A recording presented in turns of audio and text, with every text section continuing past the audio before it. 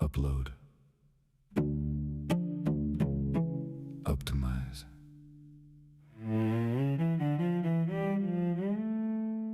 Repeat. Yeah, no.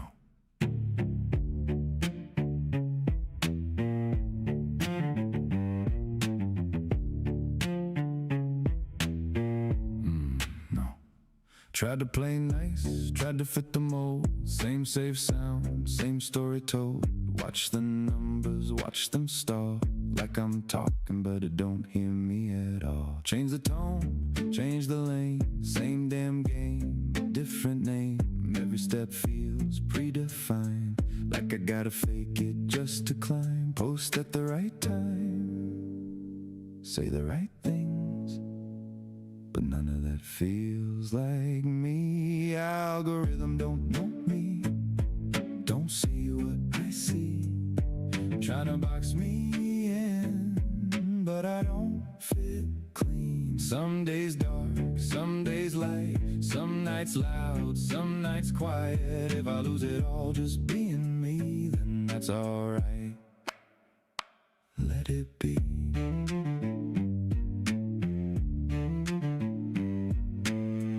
One day rock, next day rap. Next day something they don't map. Call it messy, call it wrong. Still feels better than playing along. Try to chase it, lost my head.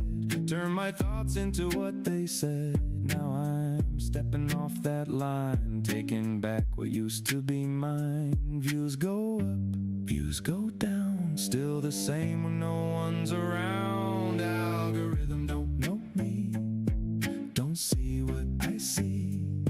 Tryna box me in, but I don't fit clean. Some days dark, some days light. Some nights loud, some nights quiet. If I lose it all just being me, then that's alright. Let it be. I made this cause I wanted to, not cause I thought it'd work. If that's wrong, then maybe I don't care. Algorithm don't know me, never really did. I'm done playing safe just to feel like this. If it grows, cool. If it don't, fine. At least I know this one's mine.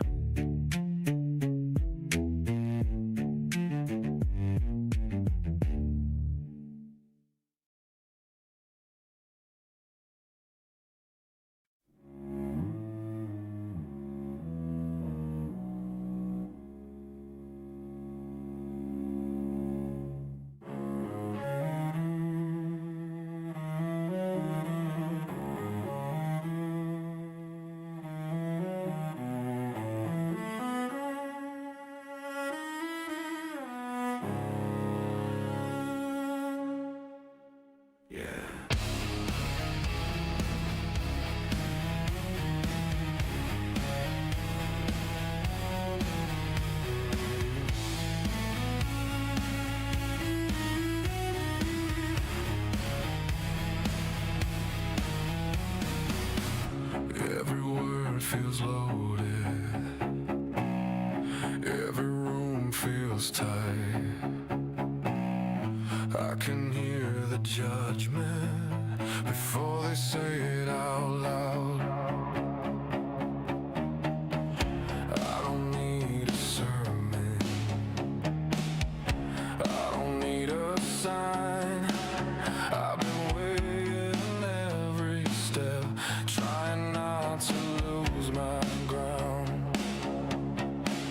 They want answers, I get silence. They want fire, I get time. I don't break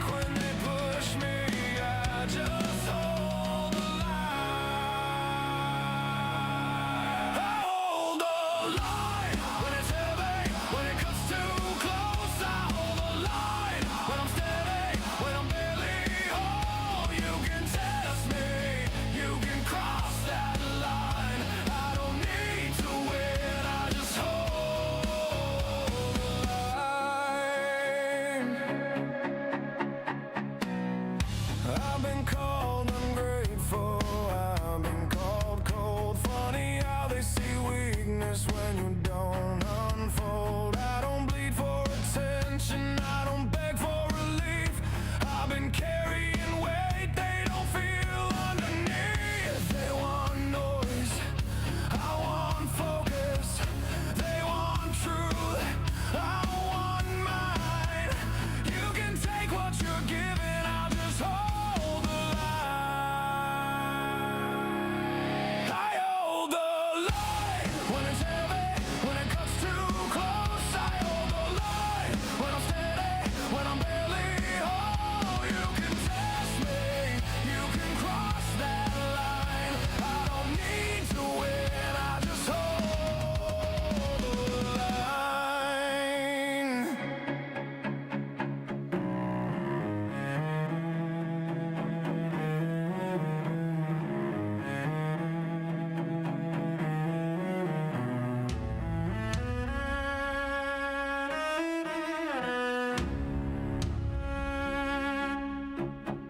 I don't need a crown, I don't need a name. I just need the strength to stay the same. I've been before, but I didn't fall. If this is the edge, I'll stand it all. I hold the line. Yeah, I feel the strain, still upright through the pressure and pain. You can doubt me, you can pick your side. I don't need forgiveness, I just hold the line. I just hold the line. I hold the line when the lights go low. I've been pushed, I've been tested, I still don't fold. Hold the line. Yeah, hold the line.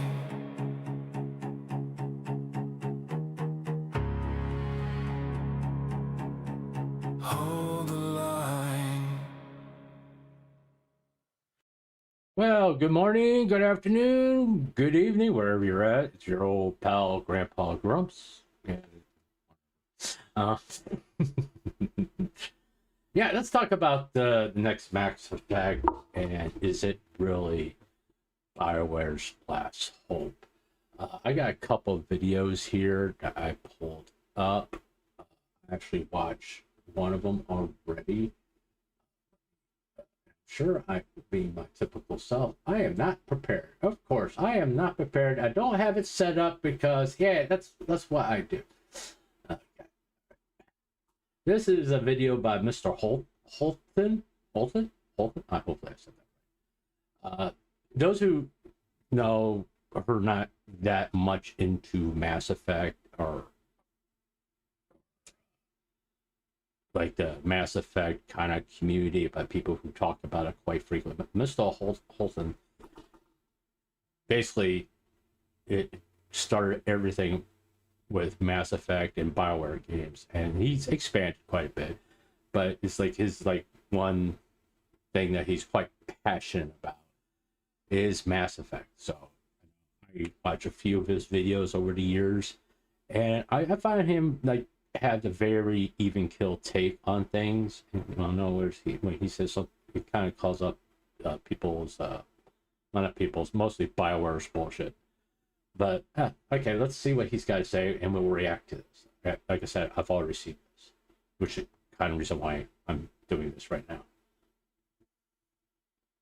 Stand. Because if you look at the state of the studio right now, the next Mass Effect is being built by a team of fewer than 100 developers. For a massive galaxy-spanning AAA sci-fi RPG franchise, that does sound pretty rough, doesn't it? To put it into perspective, we've seen a big shift in how these big studios operate.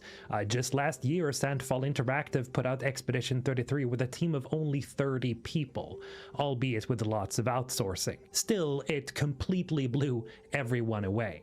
The big man himself, Michael Gamble, the project director for the next Mass Effect, actually tweeted out his congratulations to them, saying their success is proof that small and agile teams can deliver. It's a nice gesture, sure, but it does also sound like a justification of the downsizing that has been happening behind the scenes at Bioware these past few years. Because the reality is that the studio has been bleeding for years. Back in August 2023, EA laid off around 50 people from Bioware, including some of the veteran writers who built the foundation for both Dragon Age and Mass Effect. Then, early last year in 2025, they cut another 24 staff members in a corporate restructuring. And these downsizing moves are the direct result of some pretty horrible track record. Anthem, as to expand upon what he's saying here, it's this was a period of time when BioWare put out some really clunkers of games, were like Mass Effect Andromeda, Anthem, and Dragon Age Veilguard. They lost some very key people because they didn't exactly lay them off, quote unquote. They quit. They left BioWare. And you can like believe what they said. They just wanted to go try different things, so on and so forth. But I personally, in my opinion, feel like they got tired of EA's interference and it was affecting what they wanted to do. And in turn, they just said, screw y'all, I'm taking my toys and going home. You know, which directly affected the quality of what they put out. I mean, Mass Effect Andromeda, the condition it came out was, let's put bluntly, it was laughable. As far as like how many the glitches, there was actually, you could tell there was no quality control on the release of that game. The dialogue was awful. The story was bad. The only thing that people compliment about that game is the combat mechanics. Anthem was not something that was in BioWare's wheelhouse. BioWare is an RPG game. If you think of RPGs and companies that are associates like Square Enix and BioWare, what's that name? Whoever makes Fallout. They do RPGs, okay? And they're very, very good at it. When they try to go beyond that scope, they have a tendency to, lack of a better way to put it, they have a tendency to fuck it up. Because it's not something they're good at, all right? And because they want to, their instinct is to build a story and build the game around the story.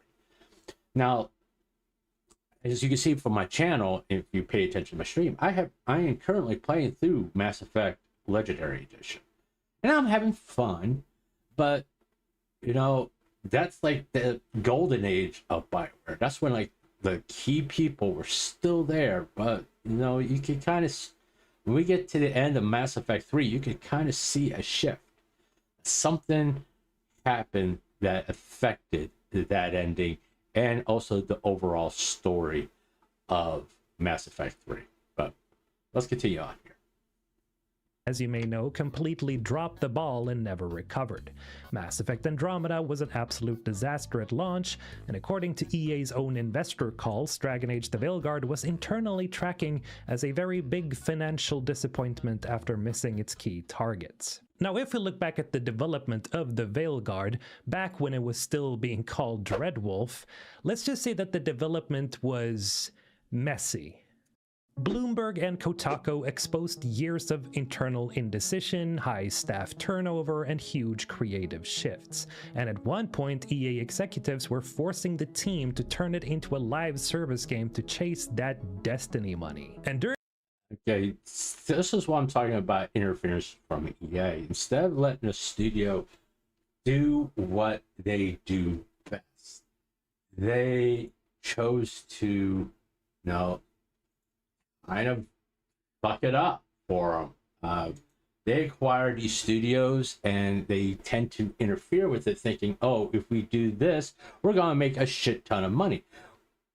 Typically what happens when EA does this, they lose money. Instead of just letting these studios do what they're good at, they try to make them something that they're not. I mean, Anthem was not something that BioWare does. which is like an open world game, MMO, no real story or anything. It's just a looter shooter. That's not what EA does. EA didn't understand. That's not what Bioware does. Bioware does RPGs. They don't do looter shooters. Okay, they just think they can force this on a studio, and all of a sudden they're just going to make a whole bunch of money because they has the studio name attached to it. It just doesn't work that way. I mean, look like what happened to the studio that made Dead Space. They try to force them to do something else. They tell them, oh, this game's got to be this game's got to be this. We got to make. But instead of just letting them do what they're good at and that make money on a consistent basis, they mess with the mechanics of what made those studios beloved and makes them money. EA shot themselves in the foot. Instead of taking a hands-off approach, they interfered. It's like with Mass Effect Andromeda, they say you have to use the Frostbite engine for that game because Bioware had no experience with Frostbite. They were using the Unreal engine, because I'm happy that they're using the Unreal engine because they're more familiar with that.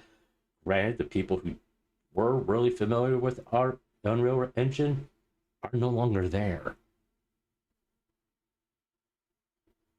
During that entire mess, their creative leaders just walked out the door. Creative director Mike Laidlaw, lead writer David Gator, and executive producer Mark Dara all left the project, though Dara did eventually come back later as a consultant just to help push the game over the finish line. And when the game was finally revealed in mid-2024, the reception was already incredibly mixed.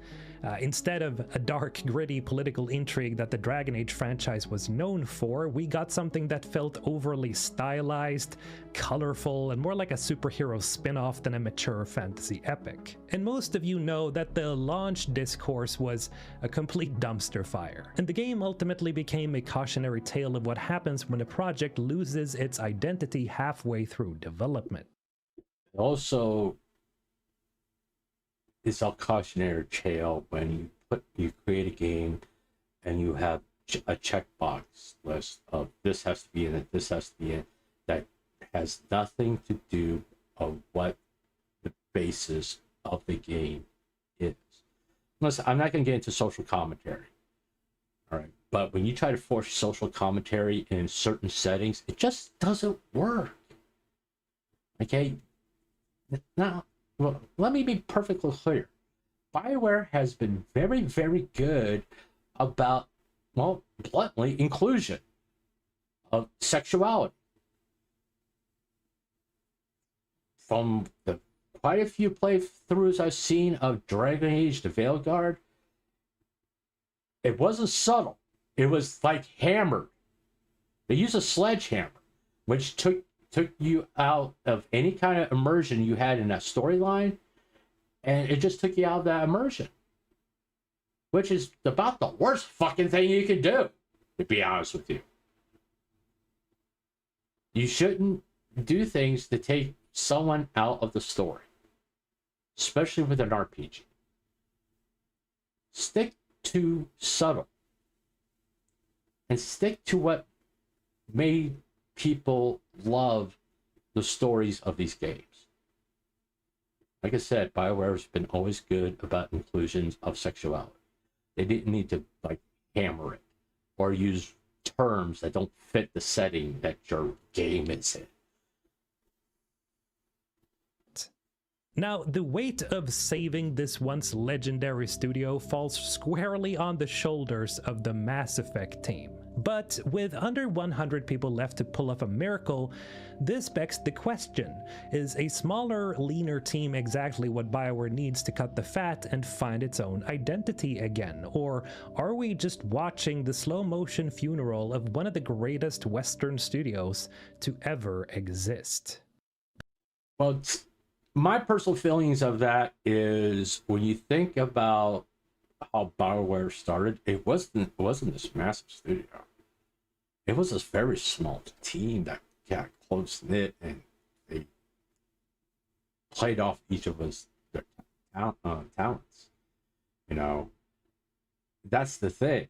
Okay, you don't need a 1,000-person team to make a great game. Sometimes that is a detriment to have over 100 people working on a game. Sometimes, most of the times, it's a lot better to have a small team, and that way outside influences don't really affect the game. It's like, no, this is what we're doing, this is where we're at, this is what we're doing. And it's like the EA comes in and says, oh, you got to do this. No, this is what we're at. This is where we are. If you interfere with this, it's going to turn into another Anthem. It's going to turn into another Veilguard. It's going to turn into another Andromeda. Let us do what we do, which is what EA didn't do. But before we start digging a grave for this beloved franchise that we all love so much, let's actually take a look at what this skeleton crew has been building. Because over the last few years, BioWare haven't exactly been quiet. You see, Michael Gamble and the team has been dropping a long breadcrumb trail of teases, and it paints a pretty interesting picture of where the story might be heading. Starting all the way back in December 2020 at the Game Awards, the first teaser trailer was packed with actual clues about the timeline. We saw a destroyed mass relay floating in space debris, and of course our favorite blueberry Liara to Sony climbing around on a dead, snow-covered Reaper. And this already firmly planted the game in a post-Reaper War Milky Way galaxy. No, don't even try to argue that it's set in Andromeda. It isn't. But there was also that opening shot panning between two galaxies and an audio cue of someone saying Godspeed, the exact phrase used when the Tempest took off in Mass Effect Andromeda. Michael Gamble later took to Twitter to confirm these details were entirely intentional. So they actively want us to think about both galaxies. I wonder why. But then came N7 Day 2021 and we got that cool official poster of an impact crater, and if you zoom out, the entire impact crater here is shaped exactly like a Geth head. Zoom in and the crater is littered with the bodies of both Geth and Quarians, pointing to some kind of renewed conflict maybe. And down at the bottom, there's a 4-person squad walking toward the wreckage. One of them is a Krogan rocking red battle armor, heavily implying that it's either Rex or possibly Grunt wearing his colors. Of this one, I am pretty sure. Now this team is also walking away from a white ship marked with the letters SFX, and for you die-hard fans like me, you know that stands for Science Fiction X, the original working title for the very first Mass Effect game. A pretty huge hint that points to them wanting to go back to their roots, I think. Now fast forward to N7 Day 2022 and we got a corrupted video file showing a new, very different looking mass relay under construction, and the community eventually decoded some garbage.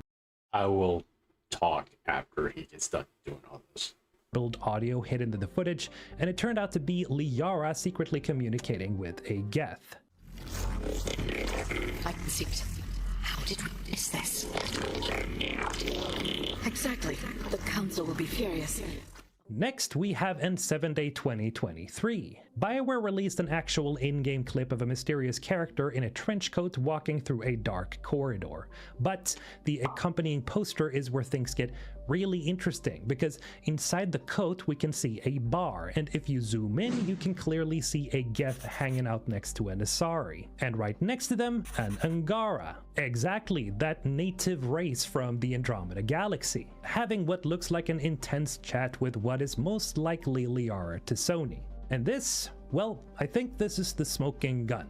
Whatever Michael Gamble's team is cooking up, it would seem that it is a direct sequel to both Mass Effect 3 and Mass Effect Andromeda. Now the latest teaser was from N7 Day 2025, where we got a new image of a Krogan battlemaster leading an army with the bold letters Civil War right below it, suggesting that the Milky Way galaxy is far from peaceful. The timelines and the galaxies are somehow converging. So we know the story is trying to... All right, let's just talk about these teasers real fast. I'm not going to go into the meaning of them, but the way they're doing these teasers are very, very smart. Every time they drop a teaser for like months on end, for at least 6 months, people talk about the future of the game, which is smart, you know. I think that I would assume, and this N7 day, which is November 7th, by the way, will be something along the lines of actually game footage. I'm betting it's going to be game footage, because a lot of people think that Mass Effect is either going to drop in 2028 or 2029. Okay, just to get people to really talking about this game. I mean, like a trailer or something like that, or a lot of people want Shepard to come back. Now, this could be like Star Trek 4, The Search for Spock. I think it was 4. Was that 3? No, Star Trek 3, The Search for Spock. This could be The Search for Shepard. The first game could be how Shepard came back. You may not play as Shepard, but you may be leading a team to figure out how to bring Shepard back, because the galaxy needs him to reunite, and there's a reason why they need him in Andromeda. That's just my theory. Okay, I'm not saying that's what the game's going to be. That's just a theory I have. But to drop these little teasers, it's constantly making people talk about the game, which is a very, very smart move by Bioware, trying to amp up the excitement slowly about Mass Effect 5. Smart move, but people are still going to be cautious.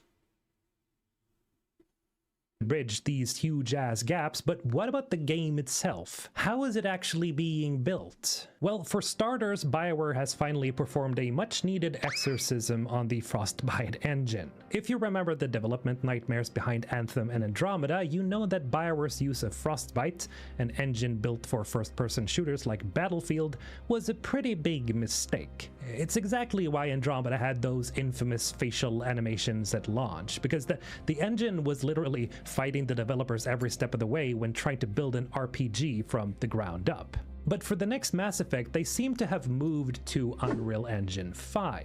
And for many of you, this is a huge sigh of relief. It solves a mountain of technical pipelines right out the gate, it would seem.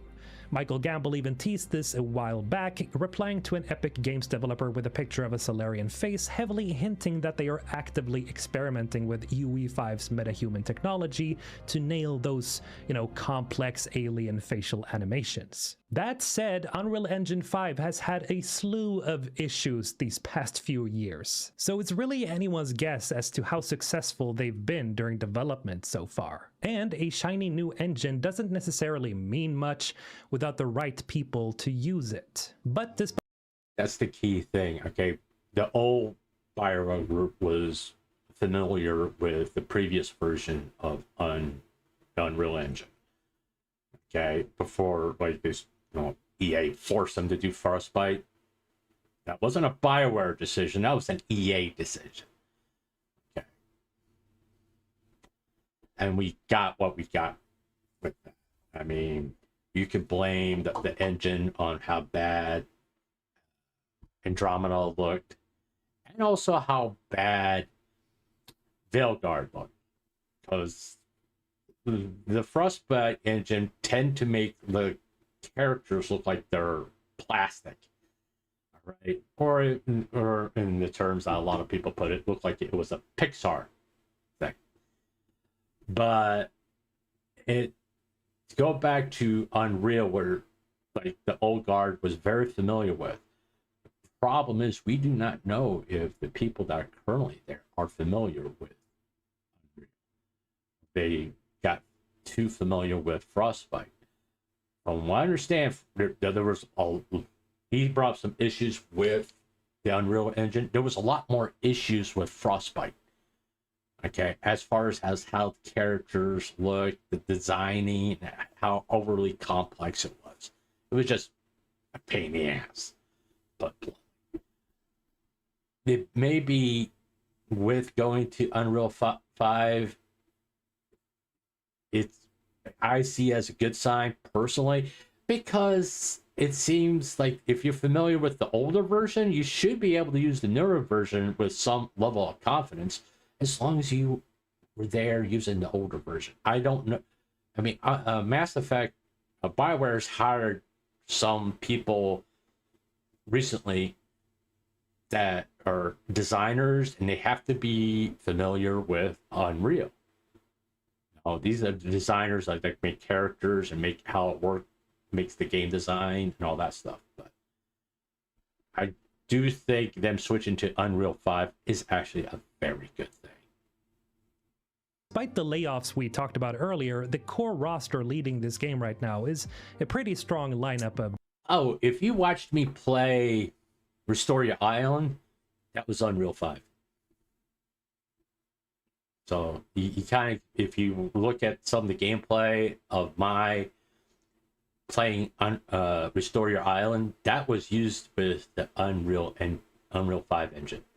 So if you want to kind of see the quality of the graphics and all that stuff, just go take a look at that. Developers.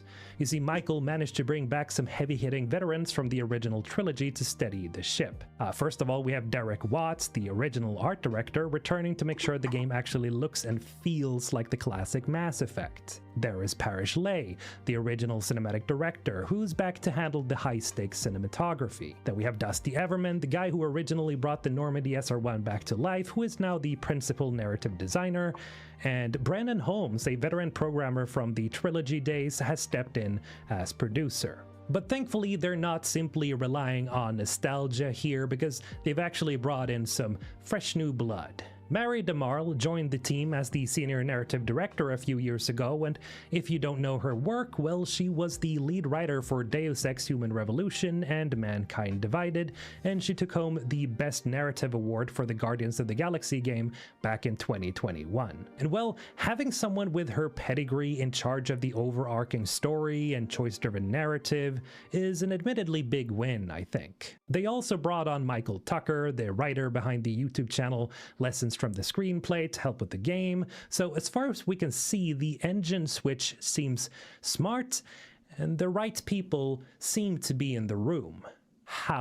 There's a lot of good news on all the stuff he said. They are approaching very talented people that are very involved in storytelling. The biggest complaints that people had with Andromeda and Veilguard is that the story was lacking. Okay, it didn't feel like a Bioware game. It felt like they were trying to be something else other than what Bioware was known for. Bioware's always been known for how well they tell a story. They weren't known for combat mechanics. I mean, if you take a look at Mass Effect 1, the combat mechanics in Mass Effect 1 is kind of clunky, right? But the story kept you going playing the game. You got immersed in the story, so you kept playing the game. You just kind of ignored the combat mechanics because you're having so much fun unraveling the story. You know? Same thing with Dragon Age Origin. I mean, Dragon Age Origin, in all intents and purposes, if you take the story out of it, is a fucking grind. Okay? It is a grind. But the story keeps you playing. Unraveling the history of your companions and the overall story, that you got a sense of weight of the drama that's involved. So you kept playing the game, so you could kind of like know what's going to happen. You got immersed in the story. I mean, you can complain about Dragon Age 2. I like the story in Dragon Age 2, but as far as like it was like constantly the same dungeon over and over again.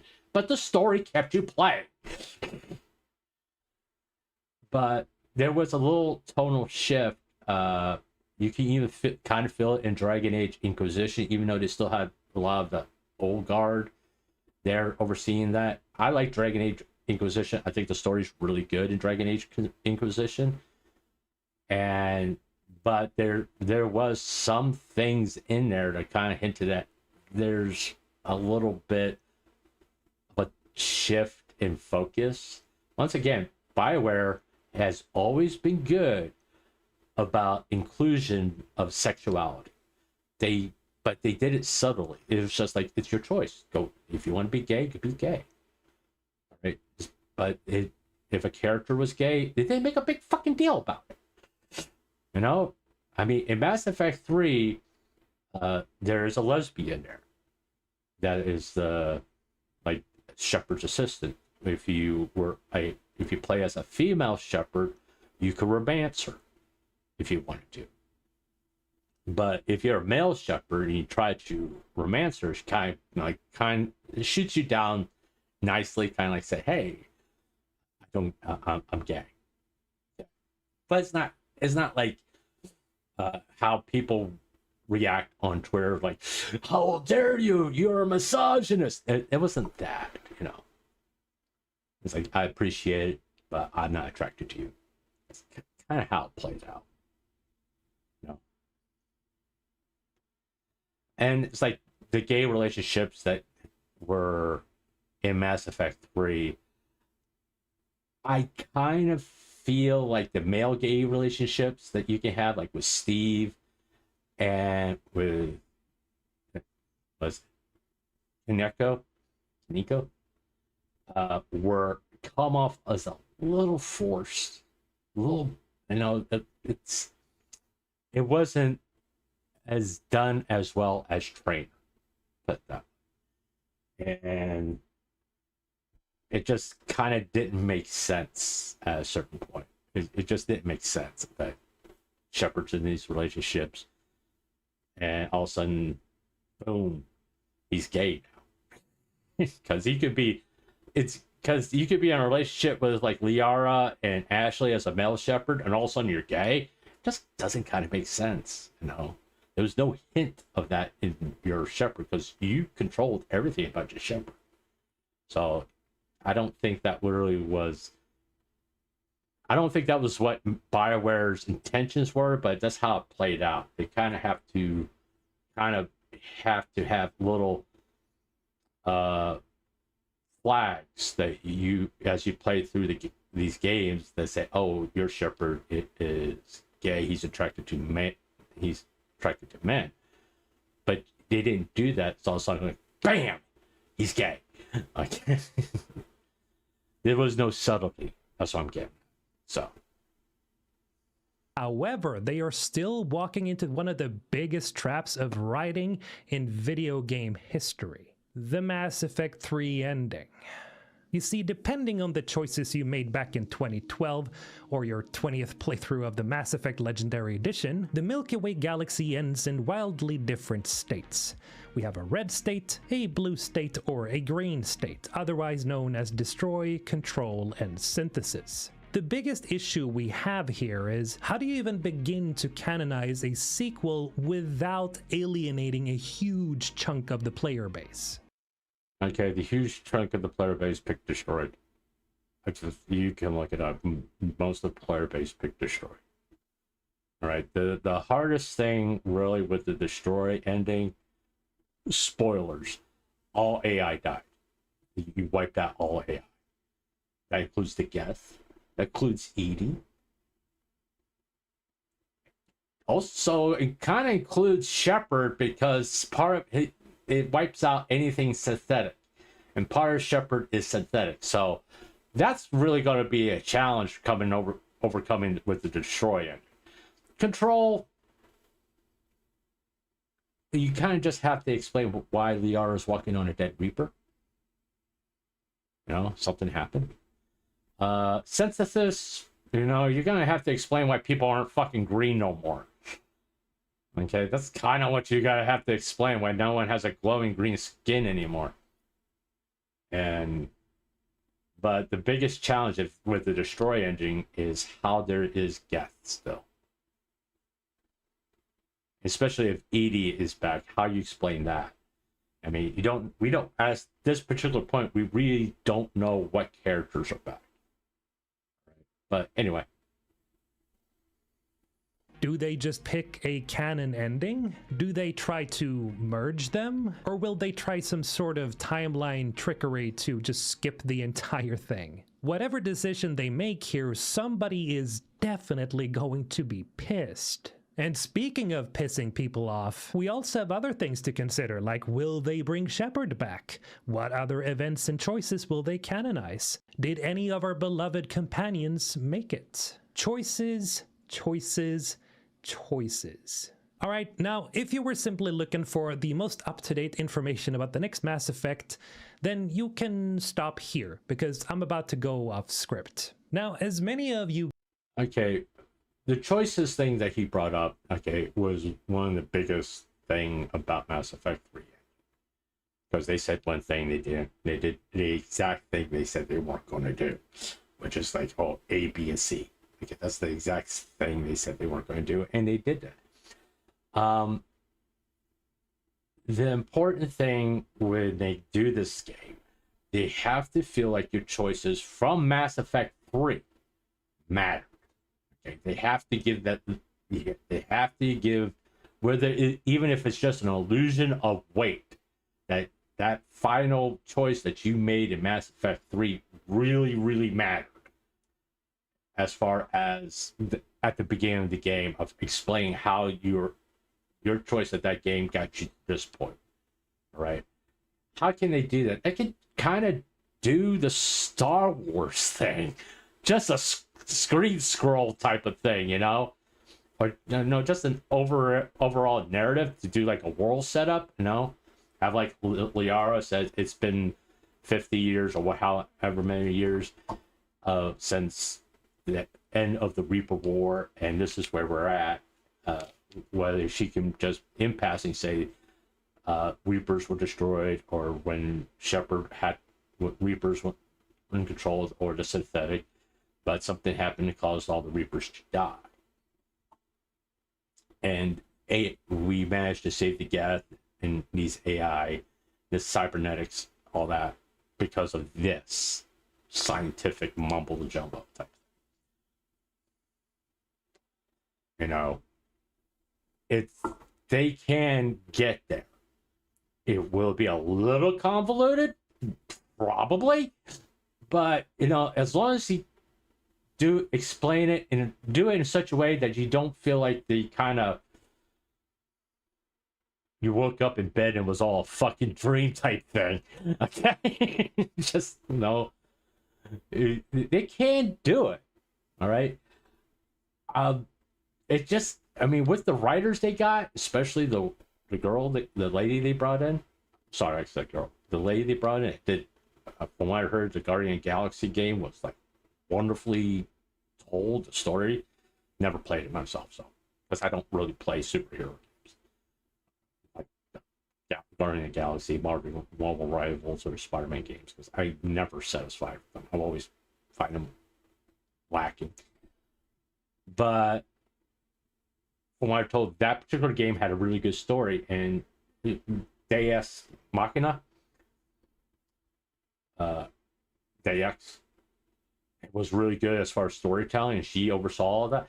They got someone who's very strong in storytelling. Okay, hopefully they can work this out where your choices at the end of Mass Effect 3 mattered a lot. It makes you feel that weight of that choice. That's kind of how Mass Effect 3's endings screwed up. And I'll go into more of that when I get to the end of my gameplay of Mass Effect 3, why I kind of feel like they dropped the ball big time. And after I get done with Mass Effect 3, before I start playing Andromeda, I will go into more detail about the reaction to that ending. This kind of, well, it's on. You guys know on this channel, I am a very big Mass Effect fan. Most of you watching are definitely Mass Effect fans since 2012, and if you aren't, then you're a big Mass Effect fan since the Legendary Edition. A lot of this channel has been built upon the Mass Effect brand, you know, talking about the various scenes, about the various companions, about the... Okay, I'm gonna stop it right there because he's going to talk about his personal takes on Mass Effect and all that stuff. Which no, he's a cool guy. I recommend watching his content. He does great content about RPGs. Okay, not just Mass Effect. He's done videos on Cyberpunk, Dragon Age, Veilguard, all that. Really, he does a really good job. When he's talking about RPGs, he does a really good job. And I got the hiccups again. Of course I do. It's one of the things that happens when I stream. I got freaking hiccups. But the things that he brought up, the concerns that he has, are legitimate. I think most BioWare customers, I'm not gonna say fans because I don't think they're fans anymore. They're just cautionary customers right now because they have been burned way too many times by the name BioWare. And in turn, BioWare they have to prove themselves, quite frankly. As far as that they're going to put out a good product. That's the thing. I'll be right back. I gotta go do old man stuff. Be right back. I'll leave you with some music because, you know, it's the thing I do. I don't want you just sitting here and listen to dead air because that sucks.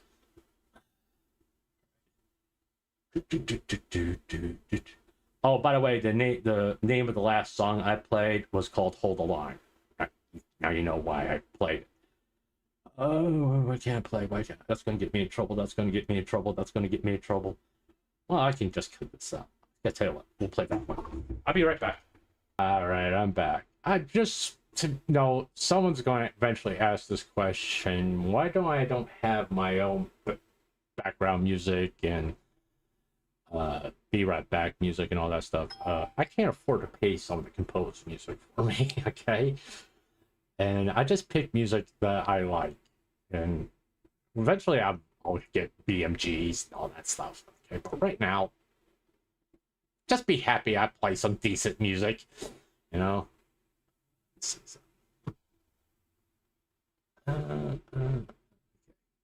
in case I'm making sure nobody wanted me to talk to me. But, yeah, I got another video that I haven't watched. Talking about Mass Effect. A little different than MrHulthen. I've watched any videos on this channel. Once again, if you're like really big into like RPGs, I would recommend MrHulthen channel because that's all he really covers. Which I mean, but you know, he does have some good takes. I'm not saying I agree with everything he says, but you know, he's fair and balanced. I can tell you that much. He's not like kissing anybody's ass. If he thinks a game is bad or they fail on a certain level, he says it. That's kind of where my approach on that whole thing is. All right. Okay, this is called What's Going On with Mass Effect 5. This is, oh, Jesus Christ. Bundiesel. Guys, can't you just pick a name that's easy to say? You know, I kind of like, if I'm going to react to your video, at least give me a channel name that's kind of easy for a old guy that can't comprehend weird names. Is it Bundiesel? Okay, all right. Let's listen to what he has to say.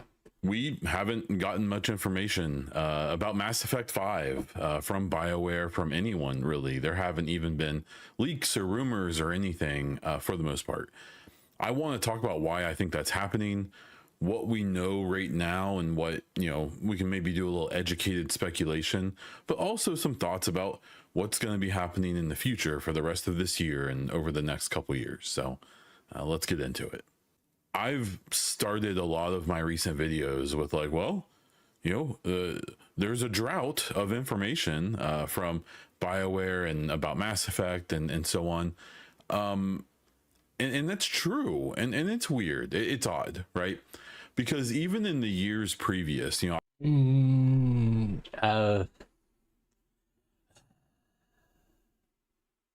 I don't think it's weird or odd. I think they're going old school, Roy. I think it's like the only way you're going to truly know what's going on with this game is to play the game. I think that's kind of where they're at with this. I think that's what they're doing. Because if you think back prior to the internet, I mean, you go even like 2012 when Mass Effect 1 came out, Mass Effect 1 became a hit by word of mouth. It wasn't YouTube videos.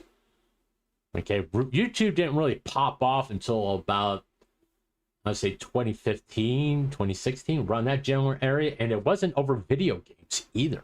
I mean, other than Minecraft. It wasn't RPG or getting information about video games and that kind of stuff. Video games didn't really become popular or like in the lexicon of what pop culture really, as far as how many people were talking about it on social media in video format until about 2000. I would say about 2017, 2018. That's when people really start like covering video game news. But 2012, it was more word of mouth. It's like and the cover art, and it kind of, it's like I told this story before, I'll tell it again. The first Mass Effect game I played was Mass Effect 2.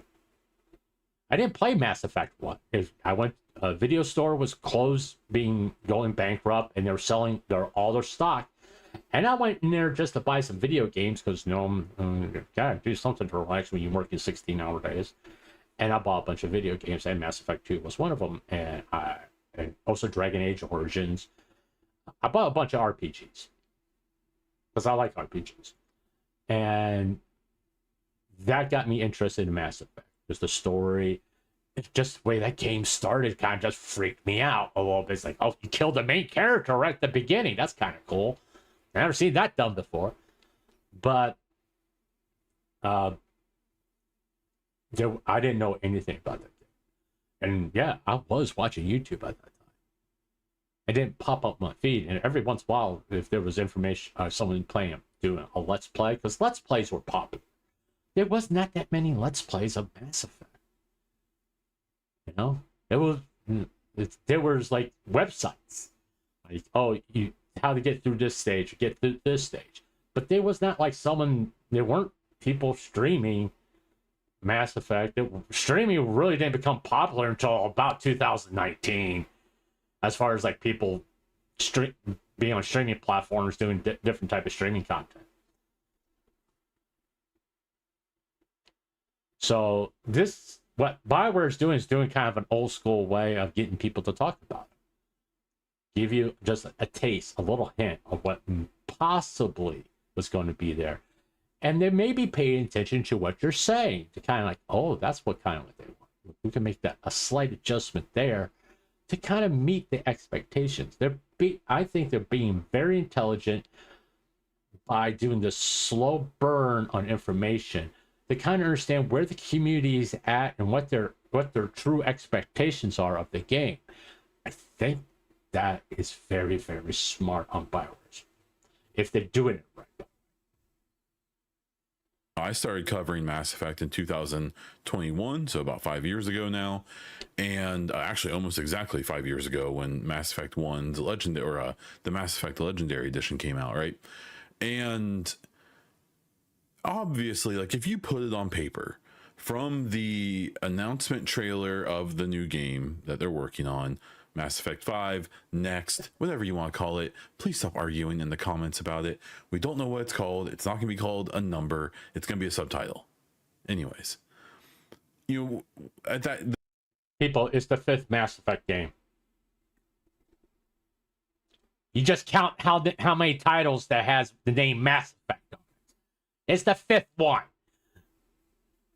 You could sit there and try to deny the fact that Andromeda is out there, but it's the 5th one. Okay? Just get over it. The Game Awards in 2020, when they put that trailer out, along with the Dragon Age at the time, Dreadwolf trailer, if you put it on paper, we really haven't gotten that much stuff in the last 5 years, in total, especially not official announcements and leaks and teases, right?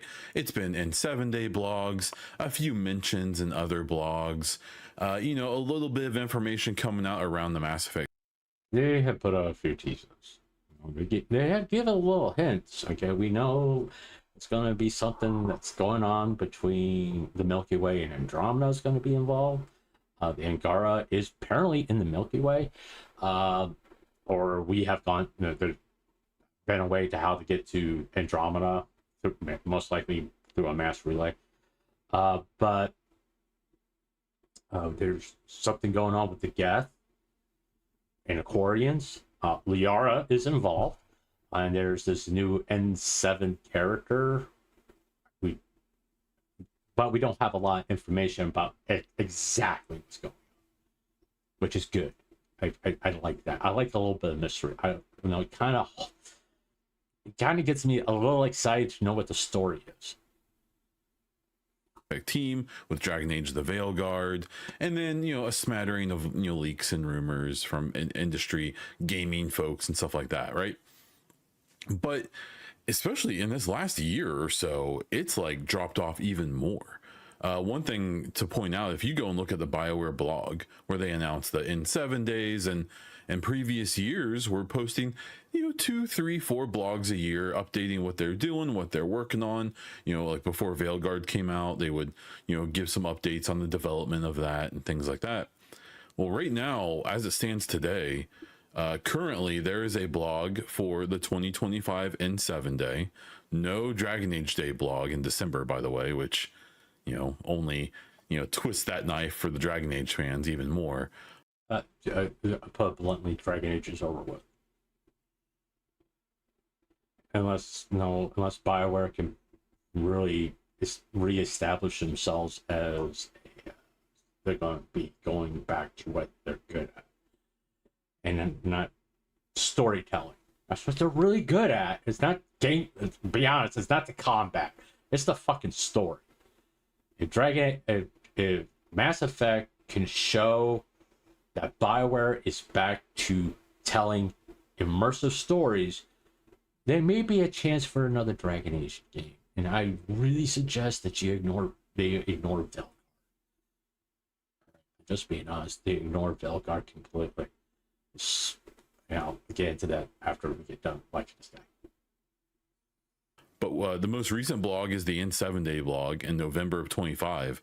And then the last blog before that was in January of 2025, which was that mixed bag blog. It was a Gary McKay blog, which, we all know is, often came with bad news. And it was, hey, we're completely focused on Mass Effect right now.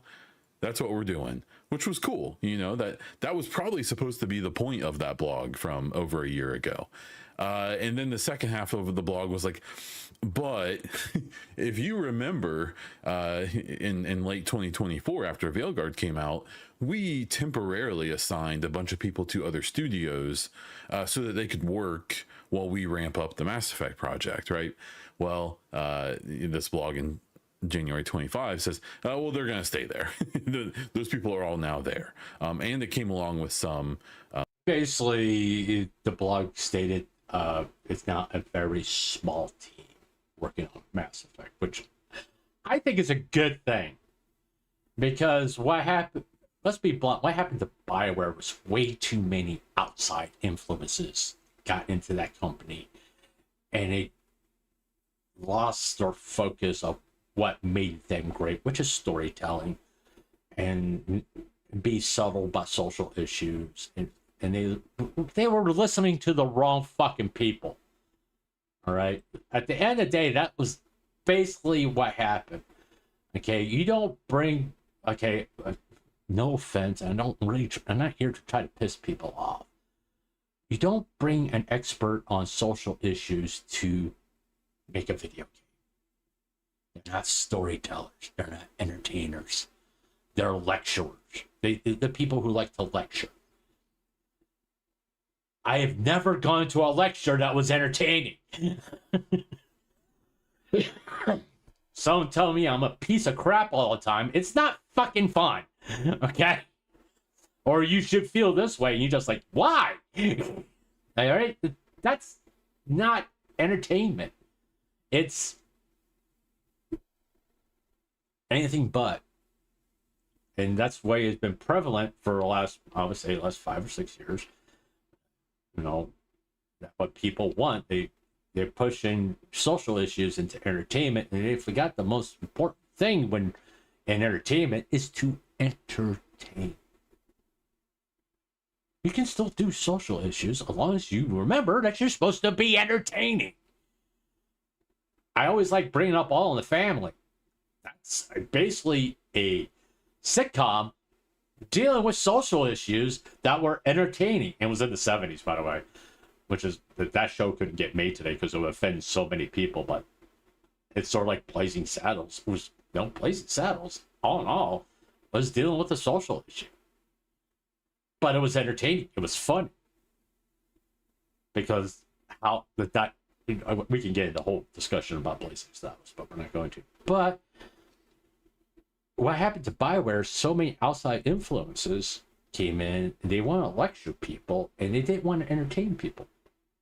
That all the characters need to be ugly, or this, that, and other thing. Everything that gamers, which I hate to say this, girls, most gamers are men. And they're doing these things to bring up these people who don't typically play these games into playing the games. And if they've never been interested in playing these games, guess what? Just because you made female characters ugly, it's not gonna make them play the fucking game. Okay? Sorry. Layoffs, and if I remember correctly, that was the round of layoffs where like pretty much the whole writing staff from the Veilguard was released.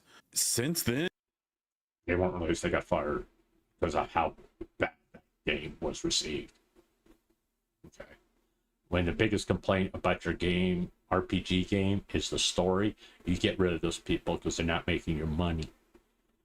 It's simple as that. If you're not going to make money for entertainment, whether it be movie, TV, or video games, you're going to find it very hard to get work or keep your job. And officially, there's been basically nothing. I can't think of any official statements. Like the only thing that's been other than N7 Day and that blog has been like a few gamble tweets, but it's literally him just being like, I love working on games.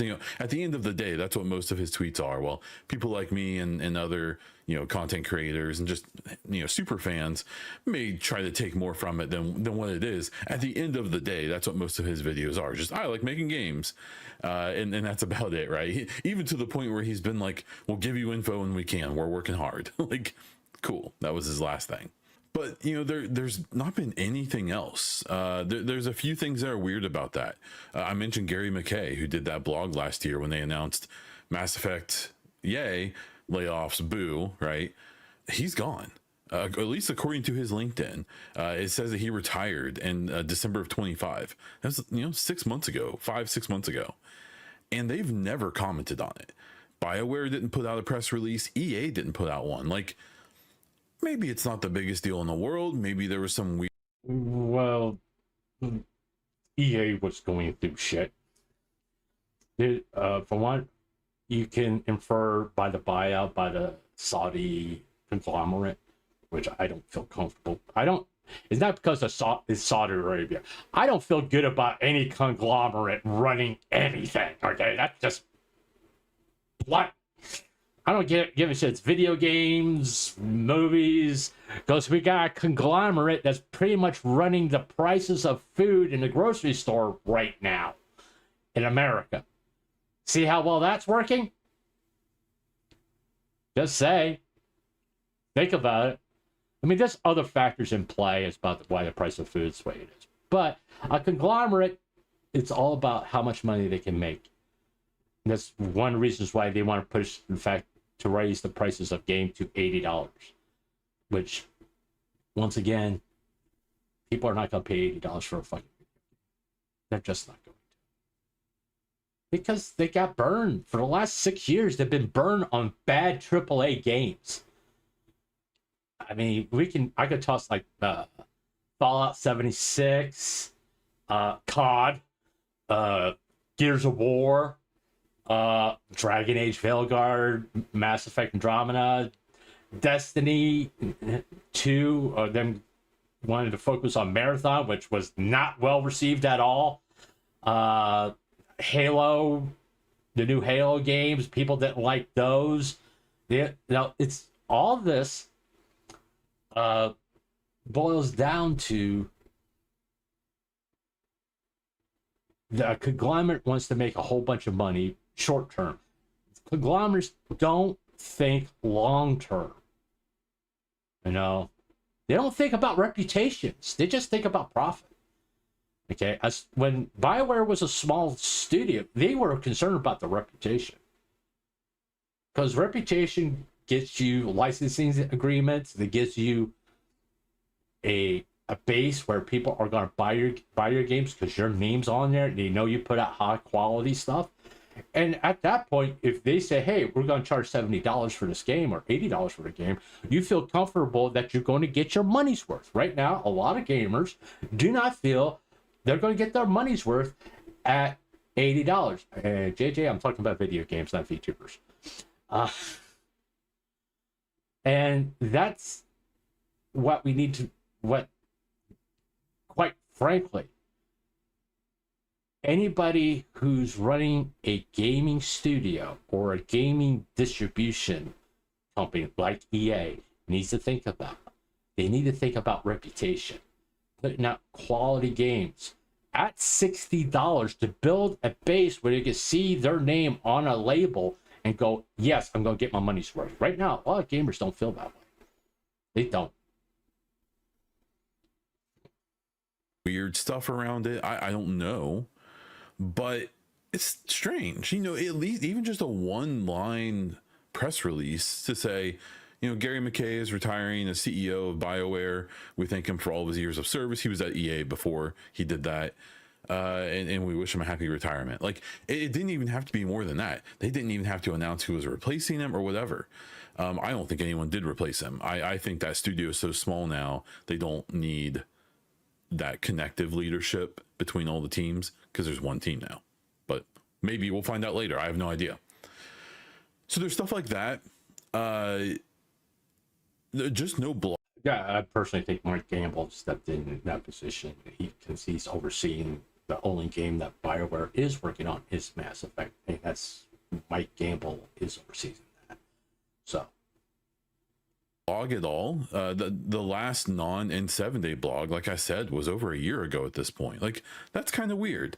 You know, in the previous years, if you look at the blogs from before then, they were updating at least a couple times a year. Now, unfortunately, it was often, you know, layoff news or not good things, but there was still, you know, the whole idea of no news is good news. I don't think that's always true, right? And for me, I think what's really interesting is there's not even like leaks and rumors coming out. Someone like Jeff Grubb. thank God. I want to say that. Thank God, because when there was a leak about Mass Effect 3, and it completely changed the game's story because it pissed them off. Mass Effect 3 was supposed to deal with dark energy matter. There was a plan for Mass Effect 3. Mass Effect 3 wasn't originally the game we were supposed to get. They changed it because someone leaked it. The worst thing you can do is leaks. Okay? Leaks are the worst thing ever. Because BioWare will change things just so they can say, fuck you. We putting all this work in and you're gonna leak it so people can't be like kind of surprised. You know? Leaks in the video game world is about the worst thing that can happen, because these gaming companies will change the game because stuff got leaked. And it's usually for the worse. So maybe not leaking will give us good games. or Jason Schreier and stuff, at least like once or twice a year would come out with like a, oh man, I'm hearing this, or it could be good or bad. With Schreier, it's normally bad. With Grubb, it was neutral or even good in a way sometimes, of being like, yeah, the team is tiny but they're still working. So like at this point, that's good news, right? And there hasn't, as far as I know, even been that kind of stuff going on.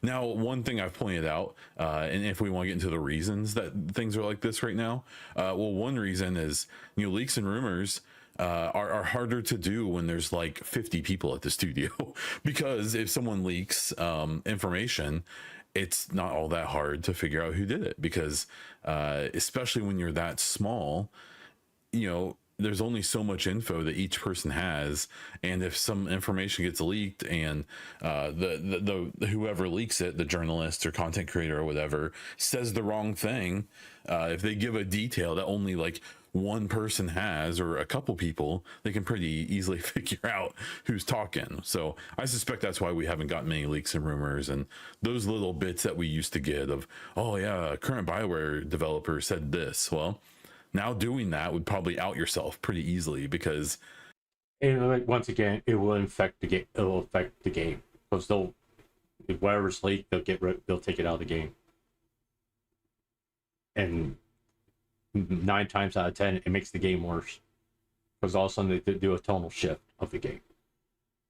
So no, I don't listen. I know am I very curious about what the next Mass Effect game is? Mass Effect 5. Get over it. It's the 5th Mass Effect. Just deal with it.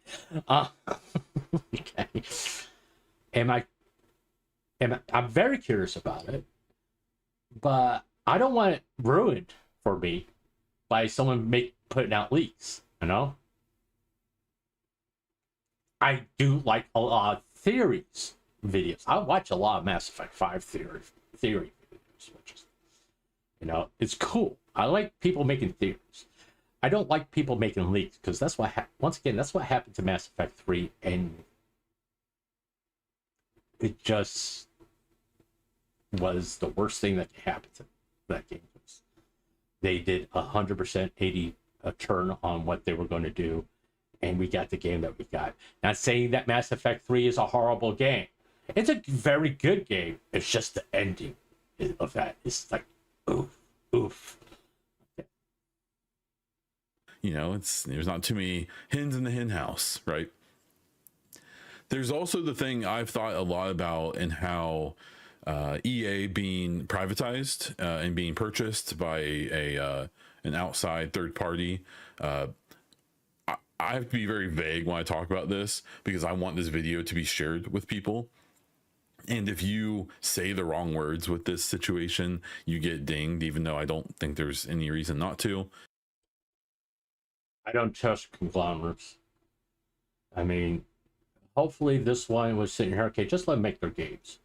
Because they look at the past of what EA has done, all the interference, and how many times they blame the studio they bought and shut it down, instead of like saying, hey, we fucked with them too much. We should just let them do what they do. Hopefully this conglomerate does that. Just let these game studios do what they do best, and just leave them the hell alone. Just leave them alone.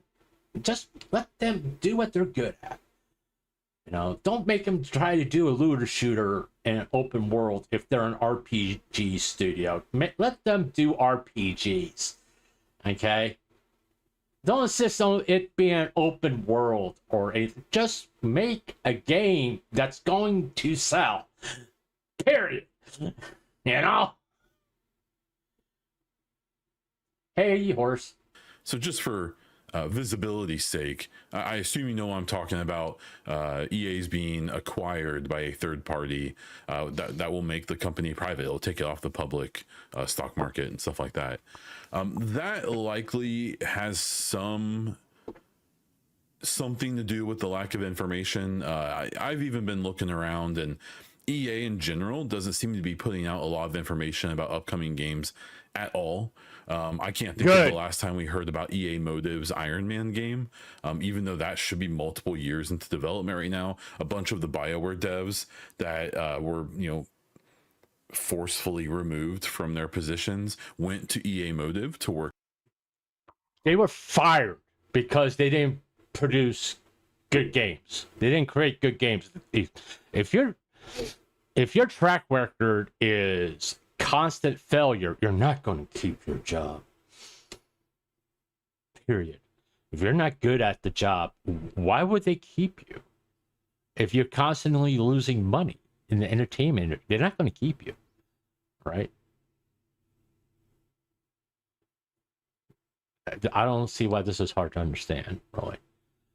Okay, I put it this way: the layoffs that happened at BioWare has a lot to do with, like, from Andromeda to Veilguard, they got rid of all those people because they just damaged the reputation of BioWare. Why would you want to keep them around? Bottom line. Why would you want to keep people around that hurt your reputation, hurt the quality of the games that you put out? It doesn't make sense to keep them. Period. It doesn't.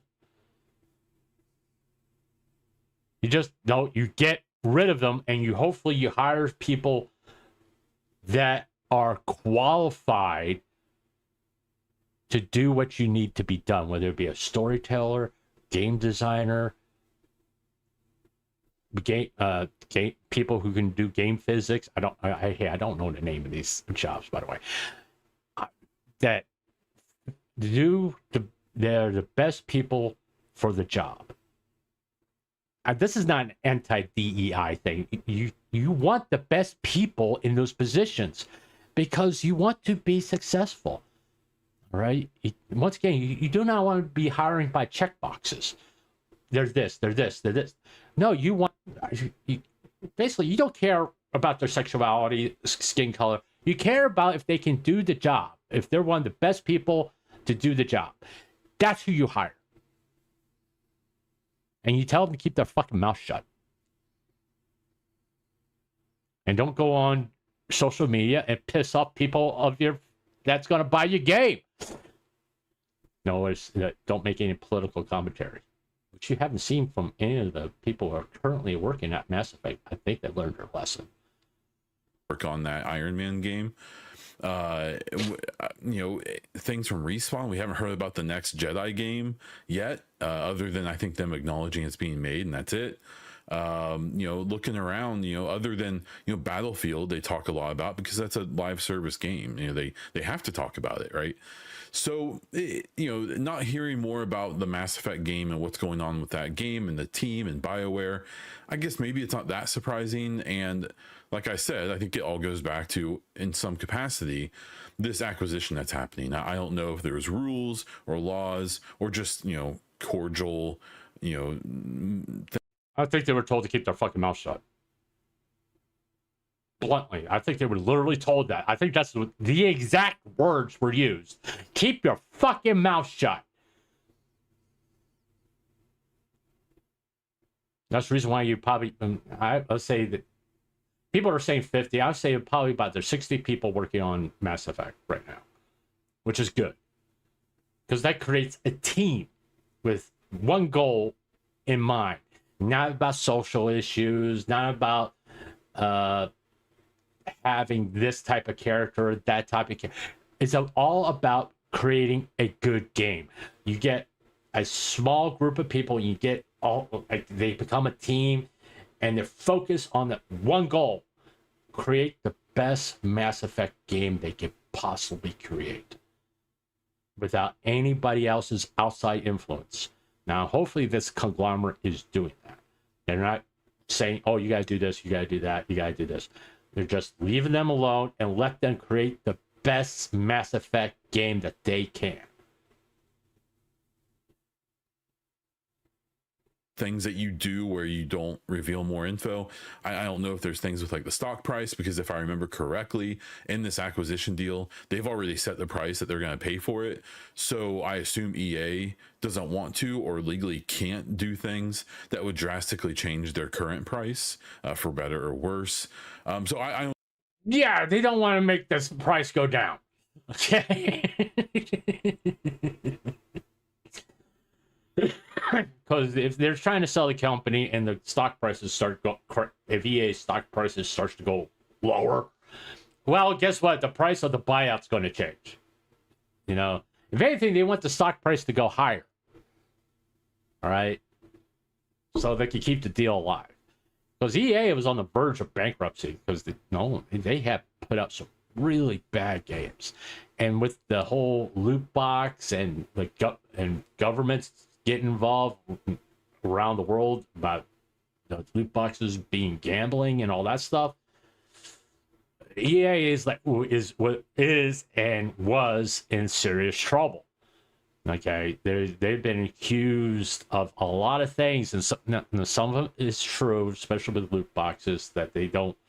It is a gambling thing that gamers don't trust. If they see EA, they don't trust EA because how many times they acquire a studio, screw that studio up so bad at the next title that they were very well known for was in a complete and total abomination, and they just blame the studio, not themselves because they're interference.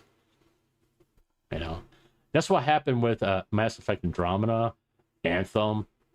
They didn't do it with Veilguard, but Anthem and Andromeda, they blame Bioware. It's Mass Effect EA was it wasn't our time. We just distributed the game. We didn't. Well, they didn't mention that they forced the studio to use Frostbite. That came out later. I'm not giving Bioware a pass.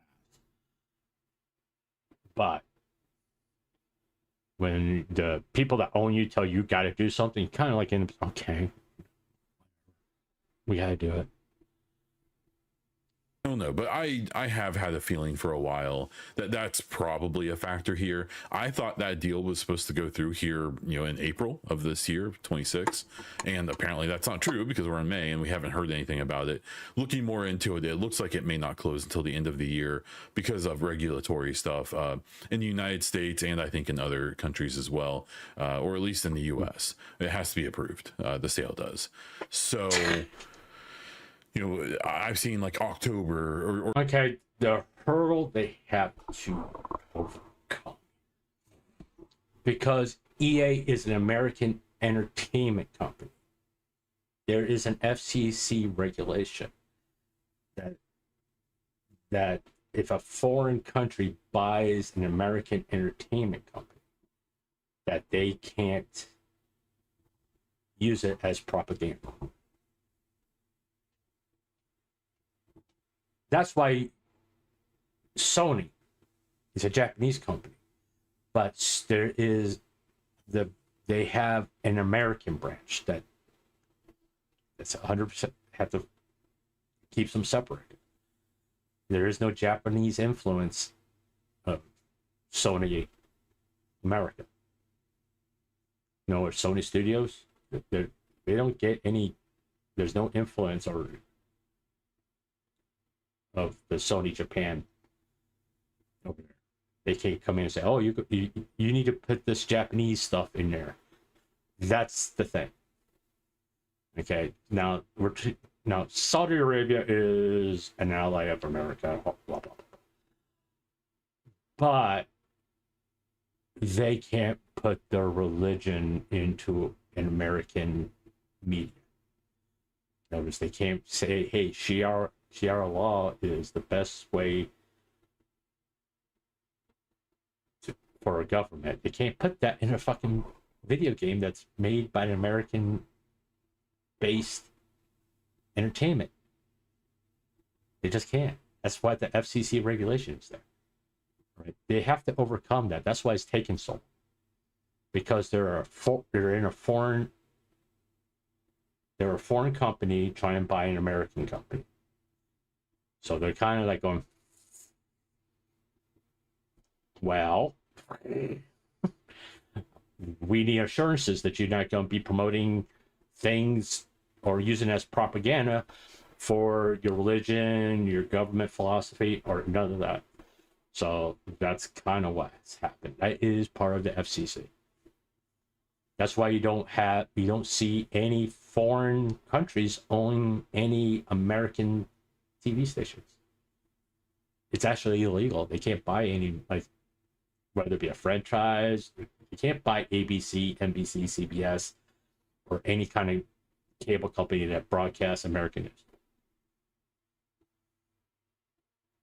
So that's why.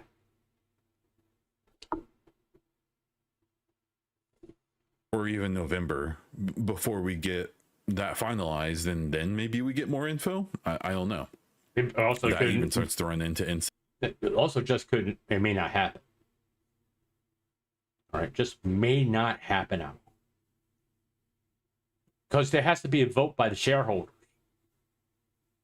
Even though EA wants to do a buyout, if shareholders say no, it just won't go through. 7-day 26. We'll talk about that in a moment. And then the last reason I've thought of why they may not have info is there just may not be info to give. Like I said in that recent Michael Gamble tweet, the guy who's leading. All right, we're not gonna finish watching this. Okay. The thing is, once again, leaks ruined Mass Effect 3. Right. It 100% changed the story that they were originally going to go. Because it got leaked, they changed it. Because, believe it or not, it's like, this is the reason why you don't, like, Marvel Studios, next Marvel movies, Avenger Doomsday. We just get the trailers. And then we got people, doing Easter egg hunts and implying this, implying that. But we don't actually have leaks of what the movie is. Okay, we got a little bit of information, but we don't have actual leaks of what the movie is. All right. What was that? All right. But this with Mass Effect 5, and I'm going to call it Mass Effect 5 because it's the 5th fucking game. You don't want to be spoiled. You want BioWare to cook. You want them to bake that game so when it comes out of the oven, it is fully done and it's the best game it could possibly be made. With minimal to zero interference of EA or any other outside influences. I think, I've said this for a long time, I think the worst mistake BioWare ever made was allowing EA to buy them. Because that's when a lot of things happened. That's the reason why, like, Dragon Age 2 was rushed. You don't understand. When Dragon Age Origin completed its cycle, Dragon Age 2 came out 6 months later. This is after they finished the last DLC. And 6 months later, Dragon Age 2, because they rushed it out the door. Because EA wanted keep the money train rolling. And then Dragon Age Inquisition, I think, took 3 to 4 years before it came out after Dragon Age 2.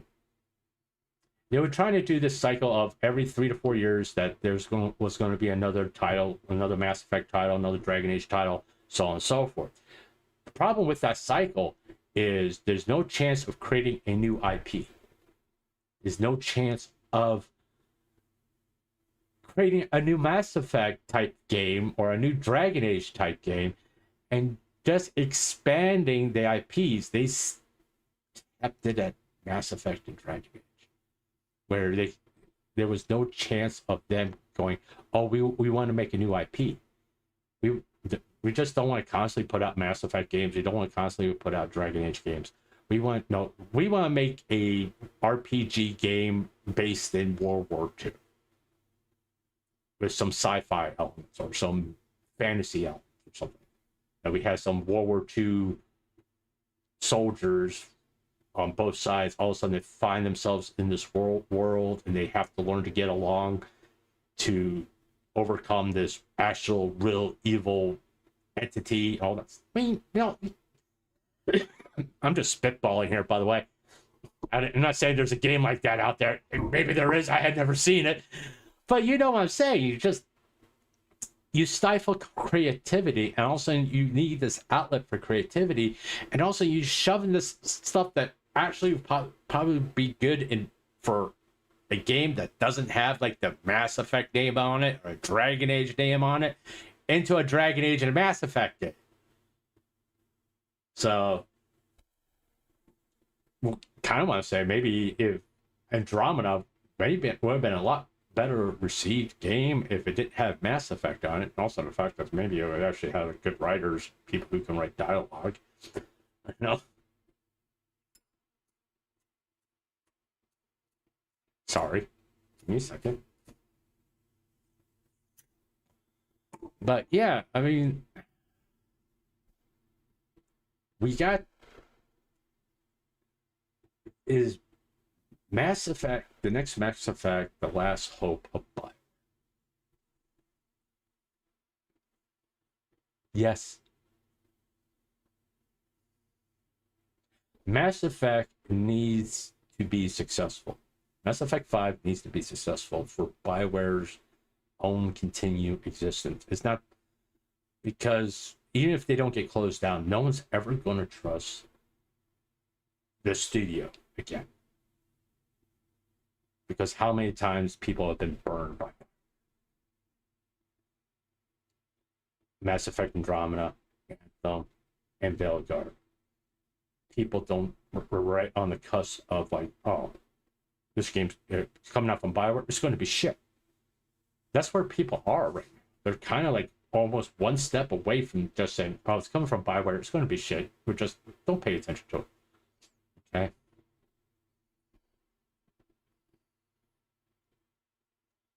So Mass Effect 5 needs to feel like a Mass Effect game. The immersion, the weight of that story. And yeah, they should focus on the gameplay mechanics and the combat and all that stuff. But the story, the Paragon and I always play Paragon, so I don't really remember the other one. But the general attitude, because that was missing in Andromeda. You don't have the Paragon option or the other option where you can be like evil. Okay, you had Snark and Snark 2. That's kind of what you had in Andromeda. All right, that was the problem. It didn't feel like a Mass Effect game without that. And the dialogue was horrible. The story was lackluster. Right? From Veilguard, from what I understand, it didn't feel like a Dragon Age game. I mean, the combat mechanics were okay. The loot was repetitive, but the dialogue was horrible. It took you out of the immersion of the game. The dialogue is the story. That's what conveys the story to you. That's what you get immersed in. And if they're shove stuff in there that doesn't really jive with the overall theme of that's been based by previous games under that title, it just completely kills it.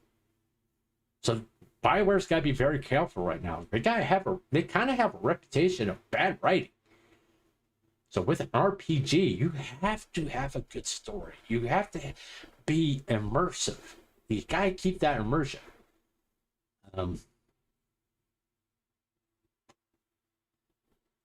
That's the important thing. And I would suggest, even though this is something that EA doesn't do, is get an outside QA team to play that game, to look for bugs, to a team that's very familiar with the Mass Effect franchise, to play that game and overall saying, want to find the bugs. No, you don't want to go through what the Andromeda stuff was. Or way AAA games have been coming out with fucking glitches and bugs all over the goddamn place. But also, does this story feel like a Mass Effect story? And is it good? Is there some dialogue that we need to redo? That kind of stuff. In other words, we don't need another line that's like, my face is tired. We don't need that. You don't need that. Okay, that's like the most famous line in Mass Effect Andromeda is, my face is tired. Which makes no fucking sense whatsoever. What's the most famous line from Mass Effect series? This is Commander Shepard. This is my favorite shop on the Citadel. It's because it's funny, he's kind of like, but it also feels like a Mass Effect line. Or any of Shepard's speeches. But, or, I should go. I mean, that's another famous line from Mass Effect. Is Shepard saying, I should go. That's kind of what they do. But at the end of the day,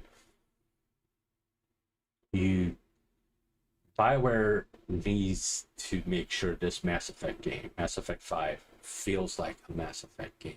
That the story has weight, that the choices have weight, and to let a player play that game and get that full Mass Effect feeling. Because if you've been watching me play Mass Effect, the Mass Effect series, even watching someone play, you get immersed in the story. Even though I say bad jokes during that game, you get immersed in that story. It's really easy. But that's what they gotta make Mass Effect 5. The story immersion is absolutely critical. Because people can overlook bad game mechanics, bad combat mechanics. But they'll keep playing that game if the story is good. That's what RPGs are. It's always been about the story. It's not been about the game, the combat. It's been about the story. And they kind of, let's be honest, RPGs has kind of lost focus on that. They've gotten a little bit more concerned about combat mechanics. Look at Andromeda for that. But overall, it's going to be the story. That's what people who play RPG want. They want a good story. All right. Okay. What if Banana Juju and Fifi are fighting again? The Goon Wars have been. Oh, who gives a shit? I don't fucking care. I don't have a horse in that race, by the way. I don't. I just don't fucking care. Right? If they're fighting over Fansly, who gives a shit? It's a big nothing burger. If you don't like it, don't fucking watch it. It doesn't do anything for me. Guess what? I've never been on fucking Fansly. I've never been on OnlyFans. I've been on Chubit about 4 years ago. Just to kind of, look at Project Melody's other content. Just like, okay, she keeps talking about this. I'll check it out, maybe. And, it's like, okay, it's not for me. It is. It is what it is. Let's hope Halo Remake is good.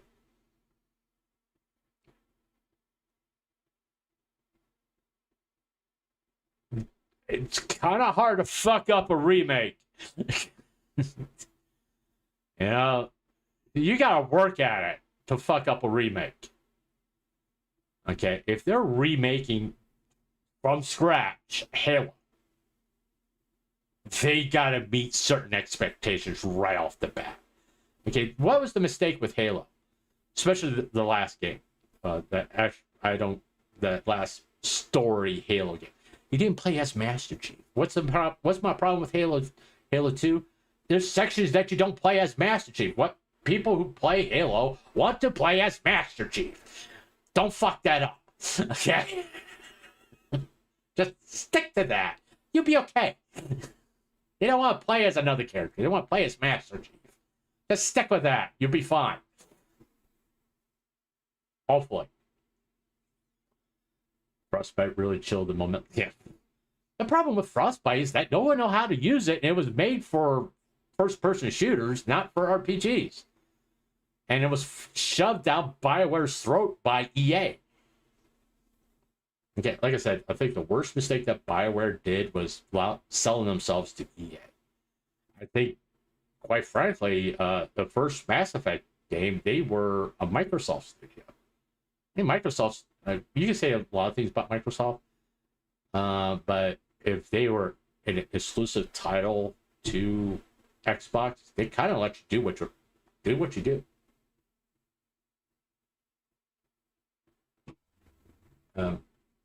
Just do what you do. And just make a good game so we can sell a lot of them and make a lot of money. You can say what you want about Microsoft beyond Halo in 343 Studios. They kind of let studios do what they need to do in order to put out quality. Right? They kind of moved away from exclusive deals, but it is what it is.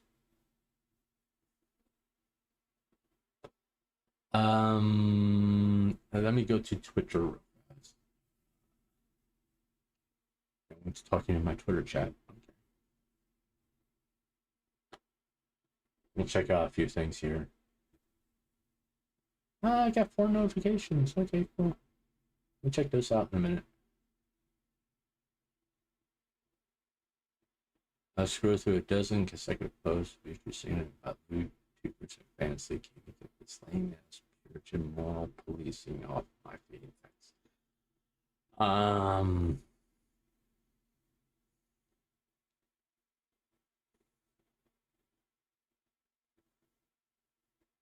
You can't gatekeep.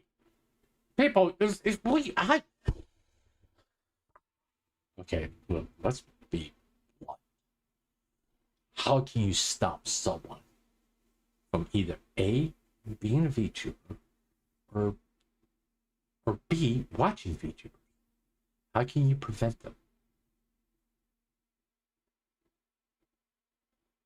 I said this the other day. How can you they wanted to gatekeep comics. Okay, how are you going to prevent someone from buying a comic?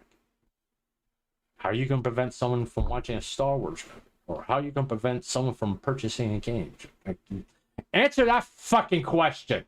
Because that's gatekeeping. You stopping someone from doing something. You can't fucking do it. As much as you try, you can't fucking do it. And all that happens is it makes the community toxic. That's all it does. Just look at the anime, because anime tried to gatekeep. Or look at the gacha. Gacha gatekeeps, and it's like a worst fucking community out there. It's like, it's toxic as hell. That's one of the reasons why I don't play gacha games.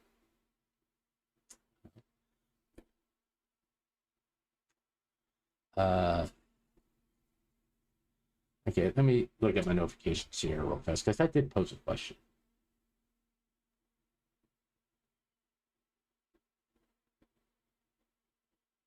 All right, this was in response to Cry. Cry is a VTuber animation. Never watched. Yeah, so, yeah. Every day in the VTuber community, it looks harder to trust people that promise too much good things. Action over words all the time. It's easy to say the right words. There's a typo in here, by the way. But it's much harder to act on them if you don't feel that way. Stay positive. You will see there are more flowers than bullshit. Okay. That's true. It's easy to say the right words. If you don't believe in what you're saying, it's a lot harder to act on. Take actions over words all the time. Okay? I said I'm going to be positive about the VTuber community. And that I'm not going to really cover drama in the VTuber. And my actions kind of have dictated. I have mentioned a few things, but I've been very neutral on it. Like the Fansly stuff. Guys, if you don't like it, don't fucking watch it. Just don't fucking talk about it. Right? You know, It's not that I don't think YouTubers should exist. It's like I just don't fucking care. It's going to be there. So why you guys sitting there bashing your goddamn head against a brick wall? Put it this way: sex workers have been around since biblical times. And they've been around since the Roman Empire. We're talking at least 2,000 years. They're not going away. Okay. If you don't like it, don't look at it. It's simple as that. It is. And you'll be a lot happier about it. And you're not going to be stressing about it. Going on Twitter or other social media platforms bitching about it, you kind of coming off like, oh, I've never looked at porn. Bullshit. I don't care what gender you are. You have at least seen at least one porn magazine or at least went to one porn website. Okay? At least one. Just say.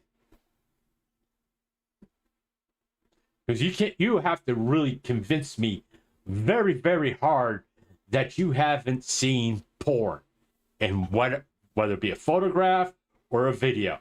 You're going to have to do something amazing to convince me that in your whole lifetime that you've never seen porn. Okay?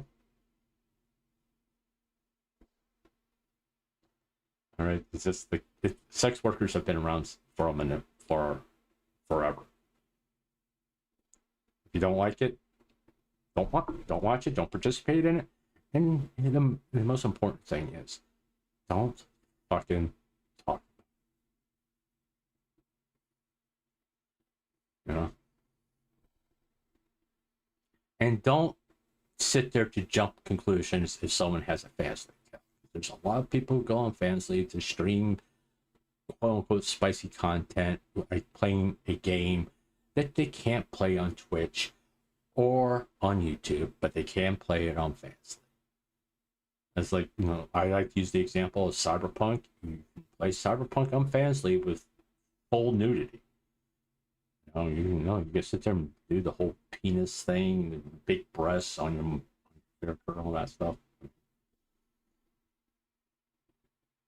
But why people go to fans league? So they can play those games, play the visual novels with the hentai and visual novels and that kind of stuff. I mean, that's the reason why they go there. I was considering making a fans league account just to play Cyberpunk with the full nudity and all that stuff, because kind of how you're supposed to play the game. See, VTuber community debates the roles of agency and VGen monetized content. What the fuck's going on here?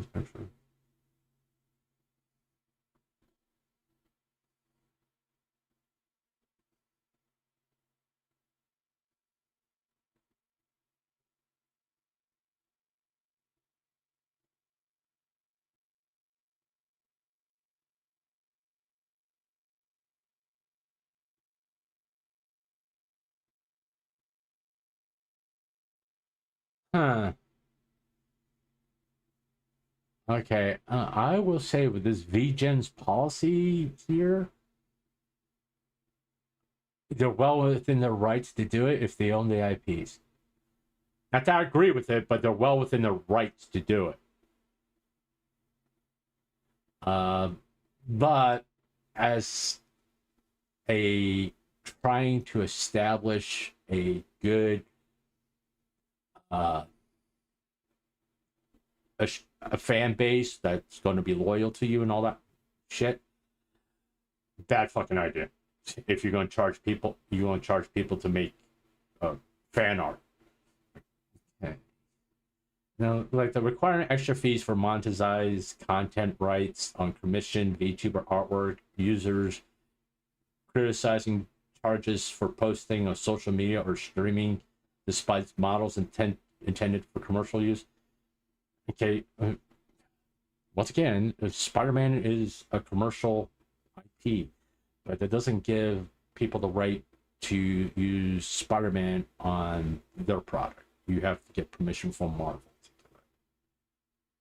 Same thing with Superman or any quote-unquote public IP. Mickey Mouse, the Olympics. Okay, they are technically a commercial IP, but someone owns that IP. You do have to get their permission.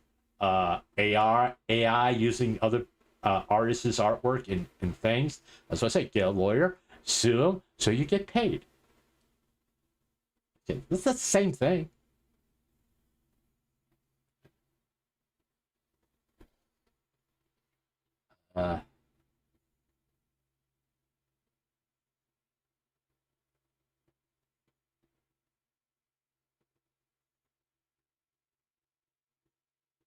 Mm.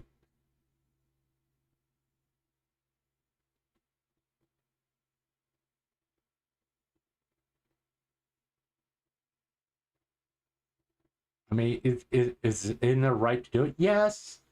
Is it an intelligent move? No. But okay. VTuber creator questions the value of joining agencies. Okay. Clover, Moo Clover, a Appalachian Highland Cal VTuber. Man, goddamn. Jesus Christ. And Live 2D animator voice confusion about VTuber agencies, sparking candid talk on May 27th. Agency helps with sponsorship, merch, legal protection events, but many new ones fail, leaving talents in lurch amid shakeups like groups like React and Mythos. Indies now have affordable tools to go solo, though established names like Hololive offer stability by letting talents keep stream revenue while taking merch cuts. Once again, VTuber agencies like Hololive and such own the IP. They pay for the models. They create everything. It's that's the reason why they take a cut of the merch. They own the IP. Granted, once again, the talent gets a lion's share of the merch because without the talent, that's just a pretty picture. At the end of the day. All right. Right. No. It's also like agency helps with promotion.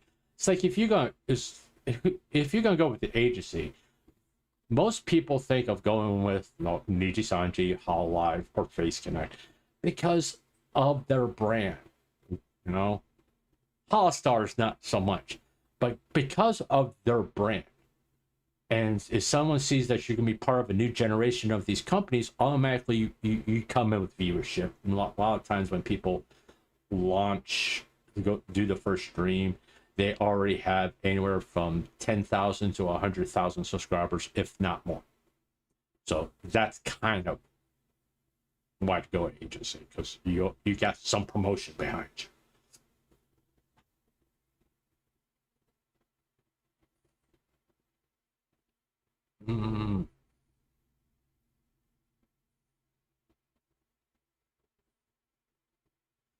It's I mean, I wouldn't join an agency myself.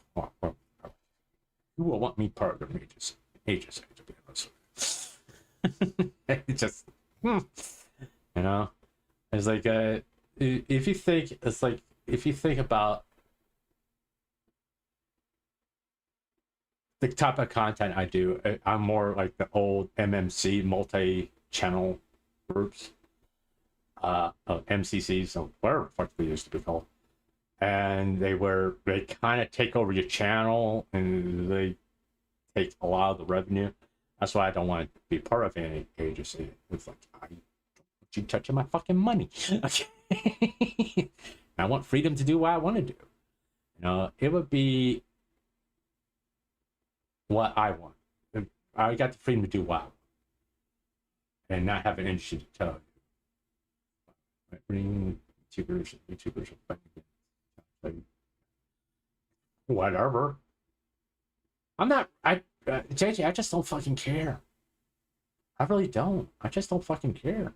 They can fight as much as they want. That's whatever. No, once again, if you don't like that content, don't fucking watch it. And here's a better way to really kind of drive home the point. Don't fucking talk about it. If you don't like it, don't talk about it. Don't acknowledge it. Just go on with your life. Why are you talking about something that you don't like and make you fucking miserable? Don't get it. Because it's not going away. Like I said, it's been around since the Roman Empire. It ain't going away. Stop beating your head against the fucking brick wall. It ain't fucking going away. You know? VTuber Kenji jokes about starting agency amid Lamar collapse. Oh, that's a whole bag.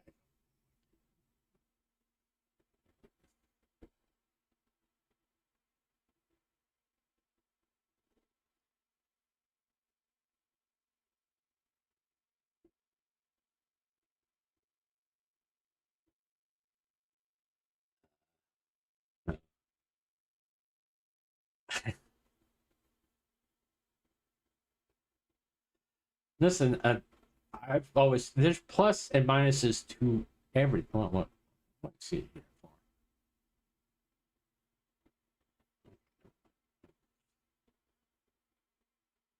It's up to judge on. Like I said, JJ, I just don't fucking care. I don't. I really don't. I mean, I don't know what else you want me to say about it. I just don't care. I'm put it this way, JJ. I'm intelligent enough to know it's not going to go away. People bitching about it as much as they fucking want. YouTubers, sex workers are not going away. So you can sit there and yell from the fucking mountains. Not going away. I don't take part in round robin arguments. Like, I don't talk about lollies. The whole lollies debate. It's like, hey, I got nothing better to do. Let's talk about lollies. And just see how many people I can fucking piss off on either side, okay? It's an argument that's never going to fucking end. So that's the reason why I don't participate in these, what I consider retarded arguments. It's not going to go away. If you don't like it, don't watch it, don't talk about it. That's the best move that you can make. But what about the children? That's why there's fucking laws, okay? It's illegal to expose children to that. I know if you allow minors to watch that kind of content, you're going to get arrested by the federal fucking government. By multiple governments around the world have laws that says, hey, you have to be this old to see adult content. If you know there's minors watching adult content, you report it to the fucking law enforcement. You don't go on goddamn Twitter. You go to the law. Go to the law. Going to goddamn Twitter solves fucking nothing. You know? Contrary to what people think of what the Me Too movement did. Me Too movement did one thing right. Weinstein. Rest of it was a bunch of false accusations, by the way. I think there was actually maybe like 3 things that came out of the move to the Me Too movement that actually was substantial where charges were filed. A lot of people's careers got destroyed over the Me Too movement. Being falsely accused of stuff. And people sued for defamation, and they got anti-slap laws, and they couldn't face their accusers in a court of law because, hey, you shouldn't have that fucking right. You know, I just don't fucking care. If you know minors are watching that content, you go to the law. It's typically, guess what? It's not the YouTuber's fault. It's the platform they're on. That's their fault. It's not the YouTubers. It's the platform. It's fans. It's OnlyFans. Any site that has adult content on. It's their fault because they are the ones that are supposed to prevent minors from seeing that stuff at the end of the day. And they're the ones that are going to get charged, not the loot tubers.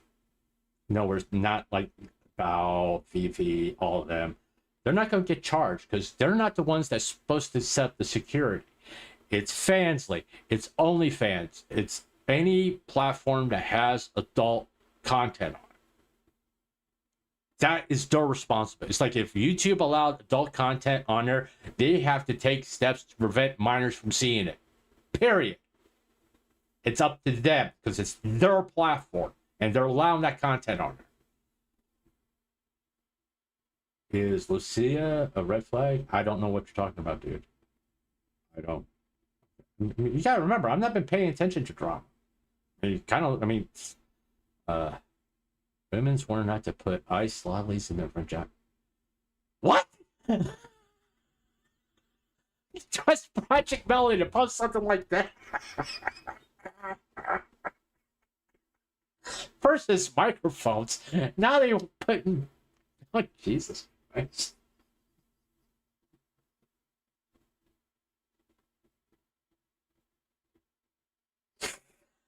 Okay.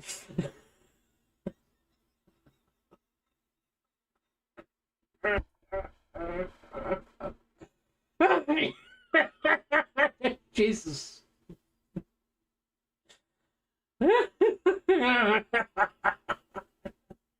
Okay, let's get away from that.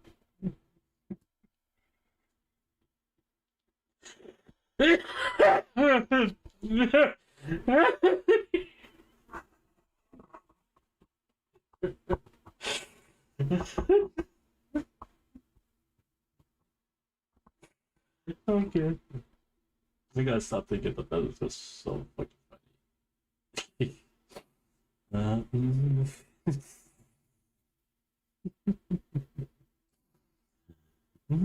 That was so fucking funny. I know nothing's gonna be solved, JJ. Nothing. It's like I said, it's been around since the Roman times. You're not gonna change anything. It's not going away. No.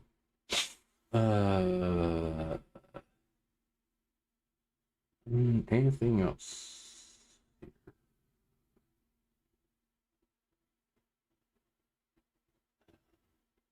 Let's see. They made a Megalodon simulator. We're so good.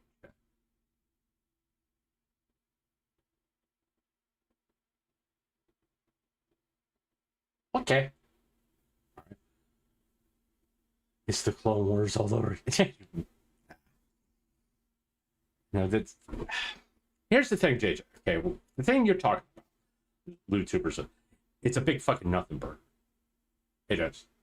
It's people who are bored and don't have nothing else to talk about. All right. This is like one of the subjects when people are bored, they go to just have something to fucking do. All right. Well, I don't follow any drama channels anymore, but let's refresh.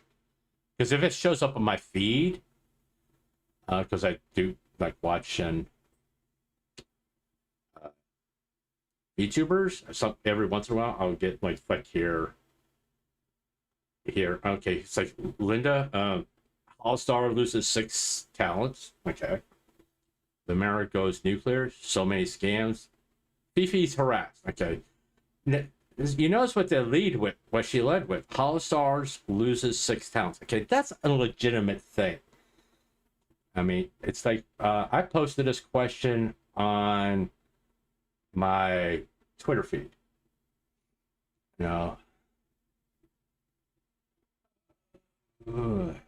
Question: do you think Cover Corp did enough to help Holostars JP be successful as compared to Hololive JP? You notice how many people respond to that? None.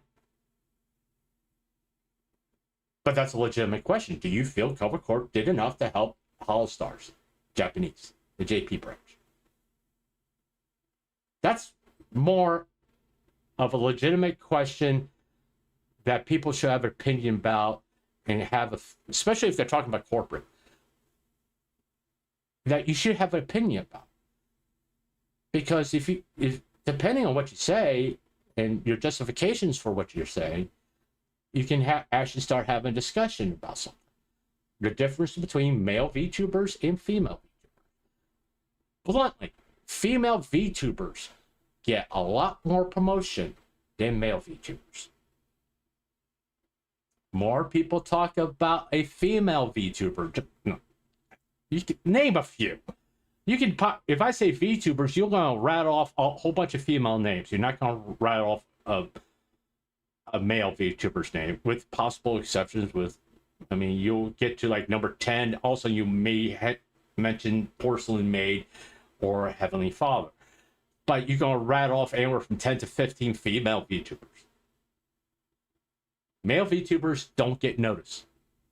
That's why I'm kind of a PNG, by the way. Male VTubers don't get noticed. I mean, here's something very telling. I'm going to show you this.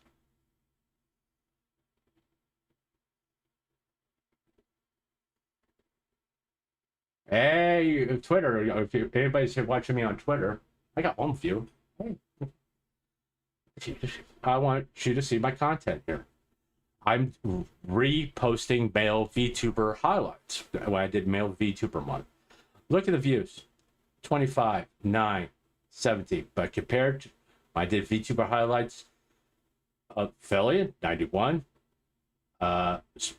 viewer request month 67, female, Cottontail 499, Fuumoko 702. Megalodon's the only one that's got 10.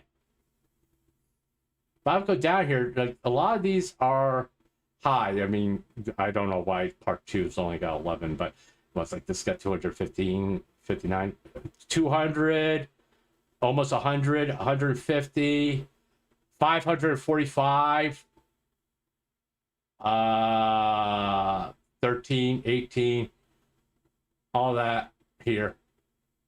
I still don't understand my girl. I don't understand my girl, and Saba only got 29, but hey, my channel wasn't really kicking at this point. We're talking, well, this is back in November.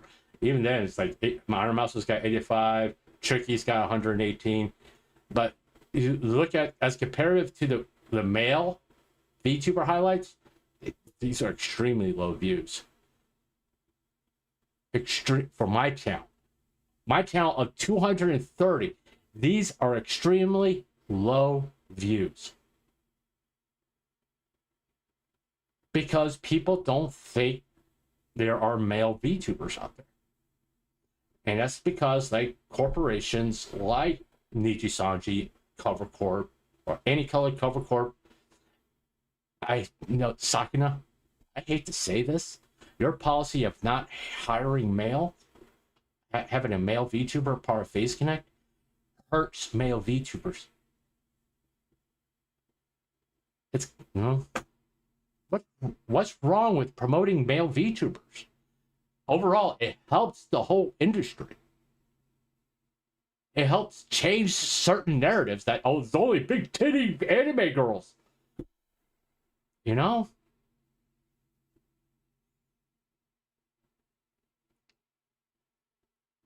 There's a lot of talented male VTubers out there. They're funny. They're chill. I mean, I just look at the ones I've got right here. Hemura, Radon, Sergey has a unique content concept. A DIY VTuber who's homesteading. Man, hell, I was in a stream the other day. He was making beer. That's so unique. That's no. Why isn't nobody talking about him? Because if it was a female, everybody would be tuning in. I honestly believe that. And this is nothing against the girls, really. But the guys don't get no recognition for being as creative as they are. You know? As talented as they are. They get zero recognition.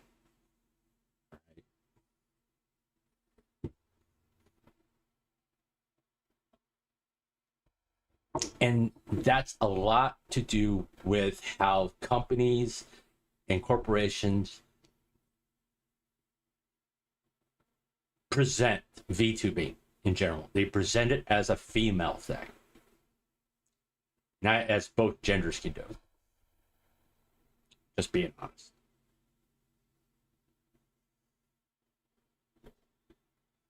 And this is not me being a misogynist. This is just simple truth. I mean, you just look at my channel, you can see that. I mean, the only thing they think, well, actually, no, male VTubers. I'm not going to slam anybody, a man using a female VTuber model. I'm not. Because you got to do something to get noticed. Okay? And you have to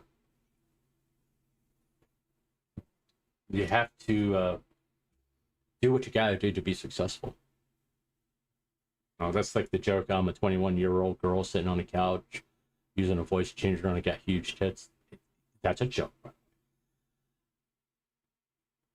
Have I been tempted to commission a model of a PNG doing that? Kind of, yeah. Just because I thought it would be funny, but I realized it would be someone could twist that the wrong way. Okay, I'll be right back. I gotta go do old man stuff. And make another cup of coffee. Oh, I'll leave you with some music, by the way. Okay, hurry up before I make a mess of my chair. Come on.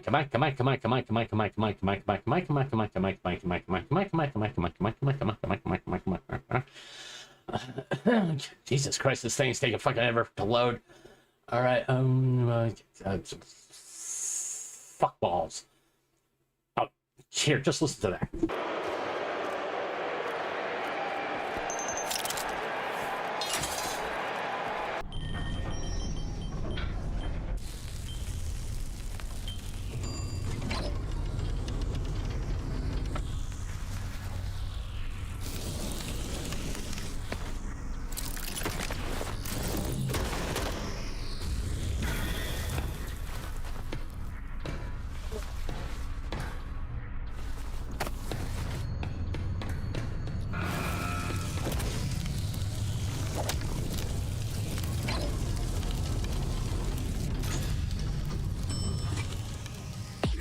That, you know, like I said, eventually I get like be right back music and BMG, all that stuff eventually, as soon as I can afford it.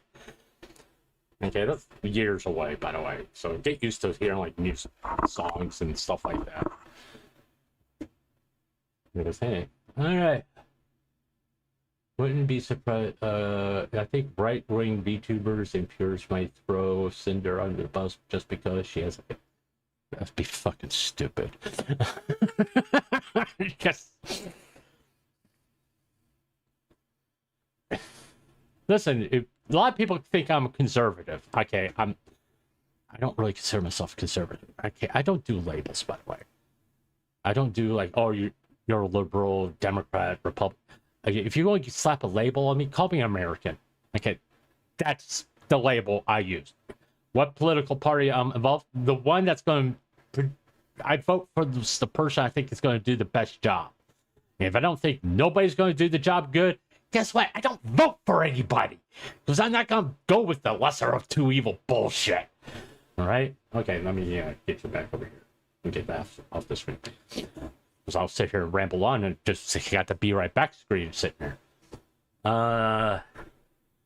Wouldn't be surprised if they did that since they're known for grifting and talking shit by a group of people who don't do anything to that. Hey, Armed Cyborg. Hi, how you doing? I think it's the first time I've seen you here. I don't know if you're a subscriber. Hey, please subscribe. But there's a lot of grifters out there that just love to make people miserable. I guess I'm talking about drama tubers, slop tubers. Okay, when they got nothing to talk about, they instigate this kind of stuff, and that's the reason why I just don't give a shit about the whole right wing versus YouTubers. It's like it's just fucking stupid. It's goddamn retarded to sit there and go, oh, we can't have this, and even though it's been around since the Roman times, just fucking get over it. Okay? You're not going to change it. That's my point. You're not going to change anything. Worry about stuff that actually impacts people's lives. That's a legit concern. Okay, all this minor bullshit that people have been bitching about, whether it be about YouTubers, AI, high school drama, fuck.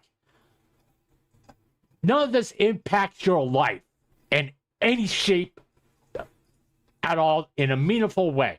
None of it. If someone wants to do fans-leap, that's on them. They have to deal with the consequences of doing that.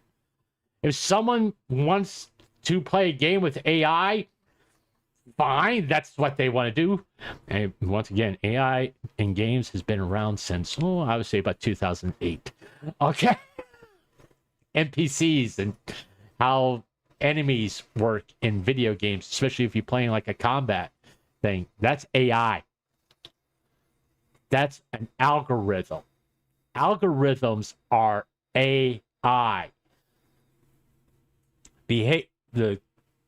It behaves a certain way if certain conditions are met. That's AI.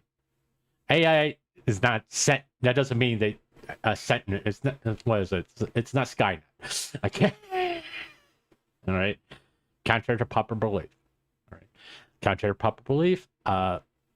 Norasama is not self-aware. Just say. Norasama is not self-aware.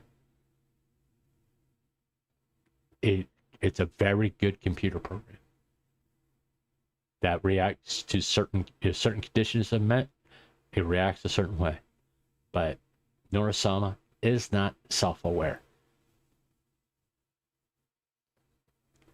It's a very good program that makes you believe that she is.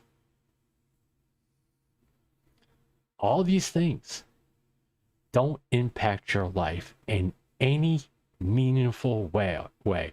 It doesn't affect the income, doesn't affect whether or not you can afford to get food or pay your bills or pay your rent.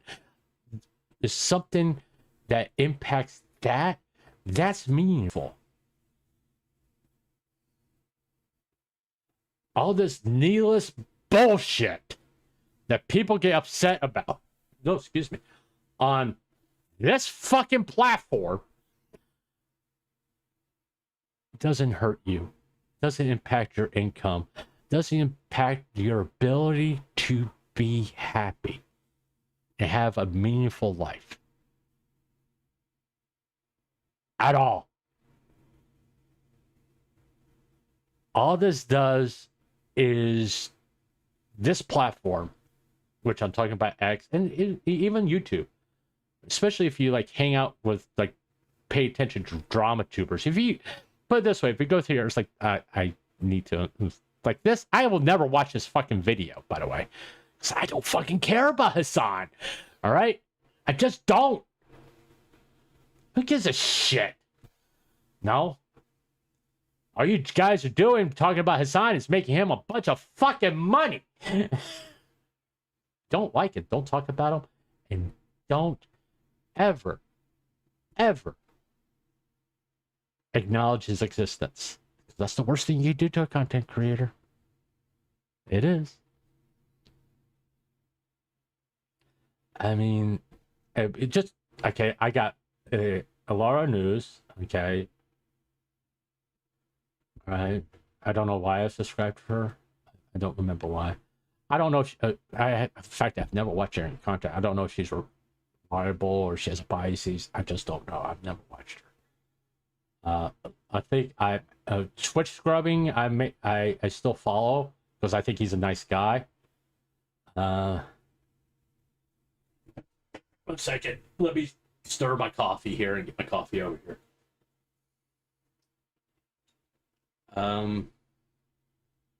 Lydia, because mostly she just reads people's replies on Twitter and on Reddit. She doesn't have a bias. She's just like, hey, this is what they're saying. Okay. She doesn't have a bias.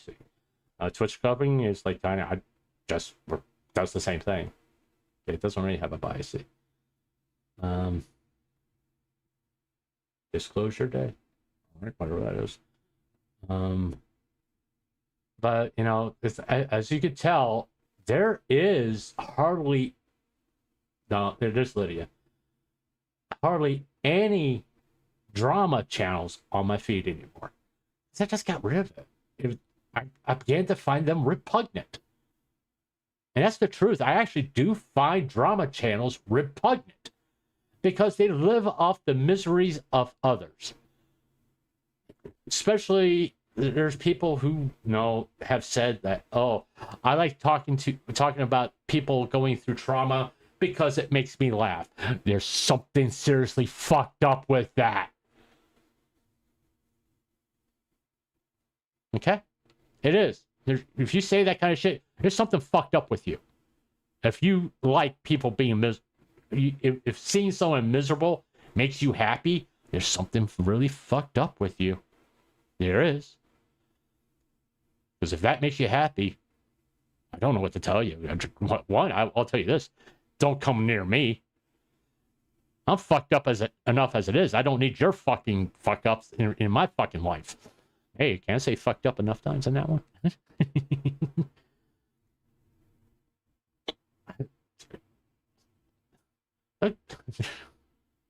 JJ, once again, who fucking cares? It's a big nothing burger. I'm sorry, man. It is. It's a big fucking nothing burger. I mean, hey, Shadow. Listen, but I don't really know who that is. JJ, I don't know. Hey, Shadow. Listen, guys. Once again, what should you be paying attention to? What impacts your life? What impacts your ability to be successful in your personal life? Okay. At the end of the day, all this minor bullshit, whether it be about controversies about fantasy, off-kai, high school bullshit, I mean, VTuber drama, or any kind of online drama, doesn't impact your ability to be successful in life. If anything, it's just a fucking distraction, right? And quite honestly, you will end up being more miserable paying attention to that shit. Because I'll repeat it.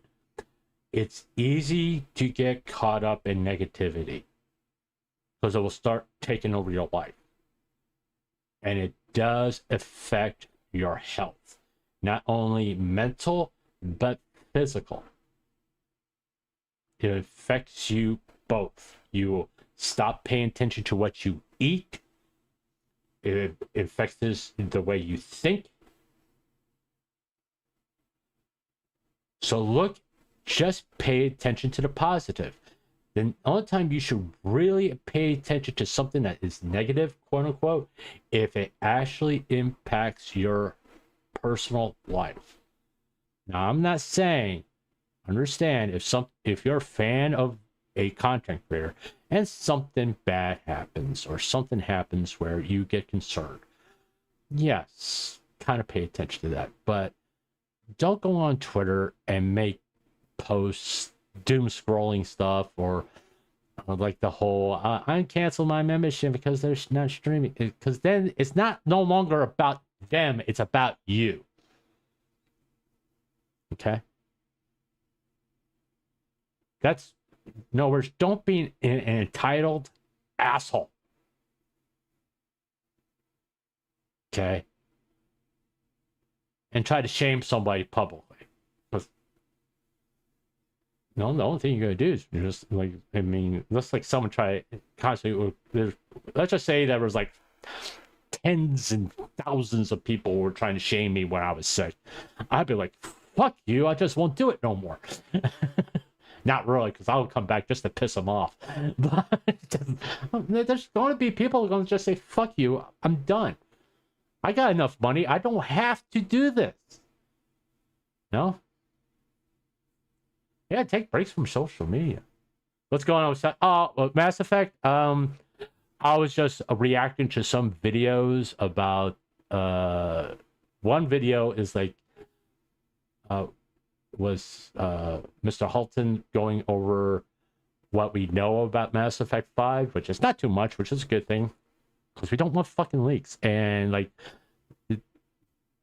people are concerned about the layoffs, which I think, no, the people that like go made Mass Effect Andromeda, Anthem, and Veilguard. No, whereas the people who have really hurt the reputation of BioWare, why would you keep them? Why would you keep these people working for you if they kind of have almost put your company in the garbage bin? You get rid of them.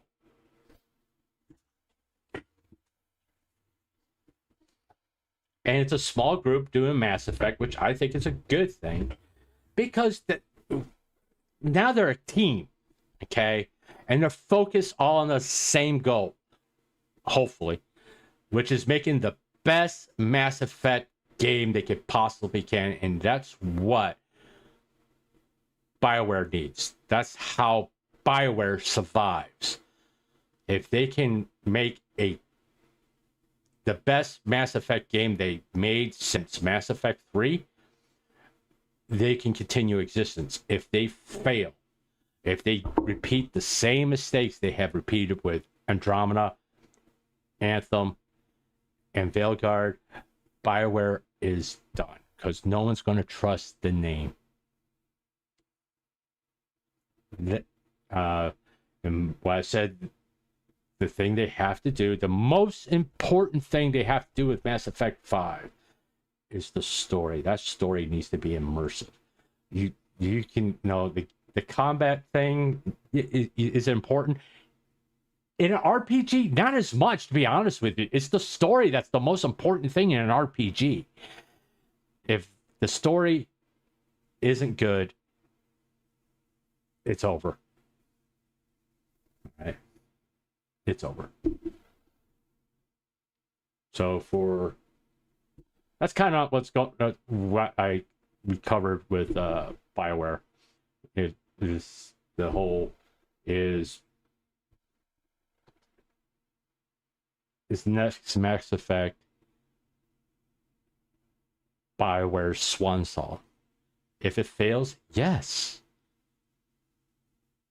Okay, because I'm sure the idea is the same thing they had with Andromeda. It's going to be a trilogy.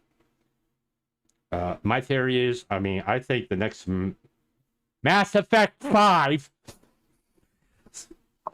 Mass Effect, yes, there's five there's 4 Mass Effect titles right now. I don't give a shit how you feel about Anthem, Andromeda. There's 4 games that have Mass Effect in their title right now. So the next one will be Mass Effect 5. Okay. Just fucking count.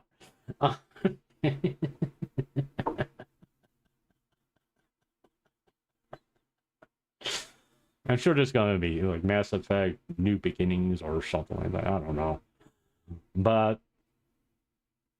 I think Mass Effect 5 is going to be like Star Trek 3, the search for Shepard. I think that's kind of what they're going to go through, in my opinion. That kind of will explain how like the Reapers are no longer here, why it'll validate all the endings from Mass Effect 3 if you're looking to bring back Shepard. It will validate all that and explain why certain things are the way they are. I think that's probably the best way.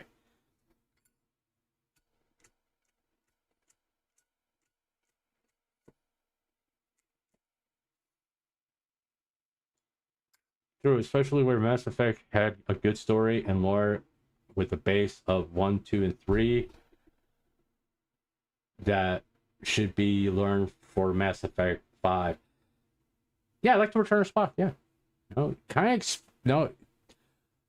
the biggest obstacle they have to overcome with Mass Effect 5, since they're going back to the Milky Way universe and you saw the Yara walking on a dead Reaper, is the Mass Effect 3 and how 3 endings and how to make sure all those choices were valid. No matter what ending you pick, it applies. That's the challenge, which I'm very interested in seeing how they overcome that. Because that's going to be the toughest thing they're going to have to overcome, to be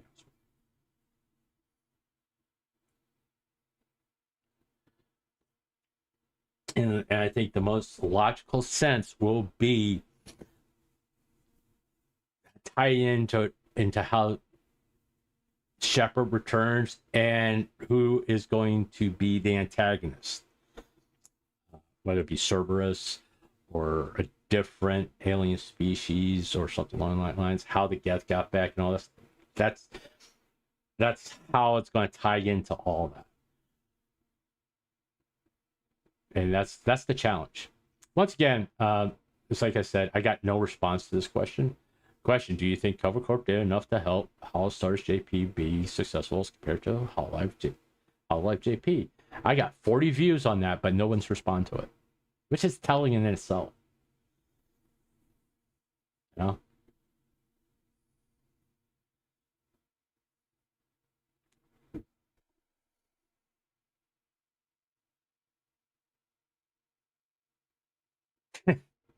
I don't think so, JP. No, JJ. I'm sorry.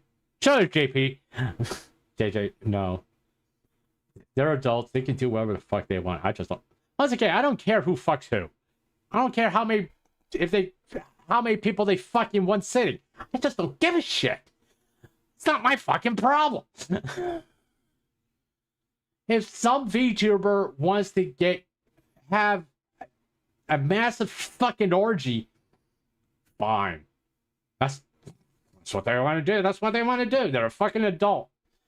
No, those are not doing anything fucking illegal. And guess what? Having an orgy isn't illegal. You can say it's distasteful, but not illegal. All right? If that's what they want to do, fine. Just don't invite me. Because I like one-on-one action, by the way. Also, I gotta get my day planner out and get all ready to have sex. And I don't have the fucking energy for it. Yes, I gotta take a certain amount of pills so I don't fucking die.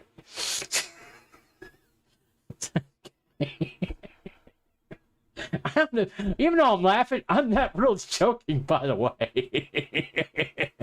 So that's another reason why I'm not going to go to cons, because I don't want to deal with that shit.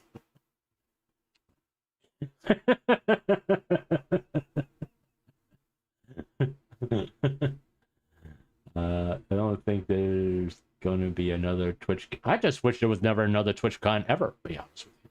I don't think there should be a VidCon. You know? After last year's TwitchCon, I don't think they should have another TwitchCon ever. Anyplace. This was horribly ran. And it just didn't make Twitch look good at all. Once again, if that's the case, go to the fucking police. Okay, listen, okay, I'm going to put this plain as day as far as this adult content goes and the whole protect the children bullshit. Okay. 100% serious. If you know for a fact a minor has been involved in watching adult content or participating in these type of parties, go to the fucking law enforcement. There are federal laws against it. If you know for a fact that a quote-unquote YouTuber encouraged minors to take part in this stuff, go to law enforcement. Don't go to fucking Twitter. Go to the cops. Going to Twitter doesn't solve shit. Ever. All it does is just make a fucking round-robin argument that never solves anything. Go to law enforcement. If a platform is allowing minors to see adult content, it's against the fucking law. Go to law enforcement. Not Twitter. Twitter doesn't solve shit. Period. Never has. If anything, it makes things worse.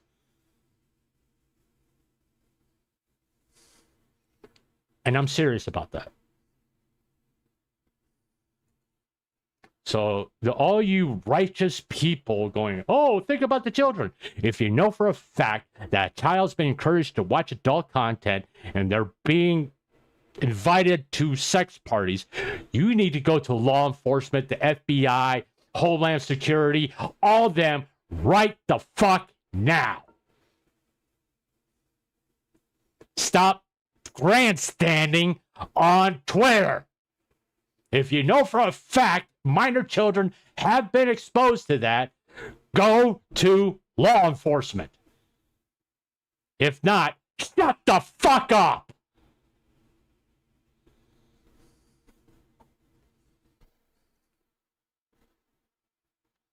Because once again, you're just diluting the argument. You devaluing the argument. And you're devaluing actual victims by going to social media. So shut the fuck up.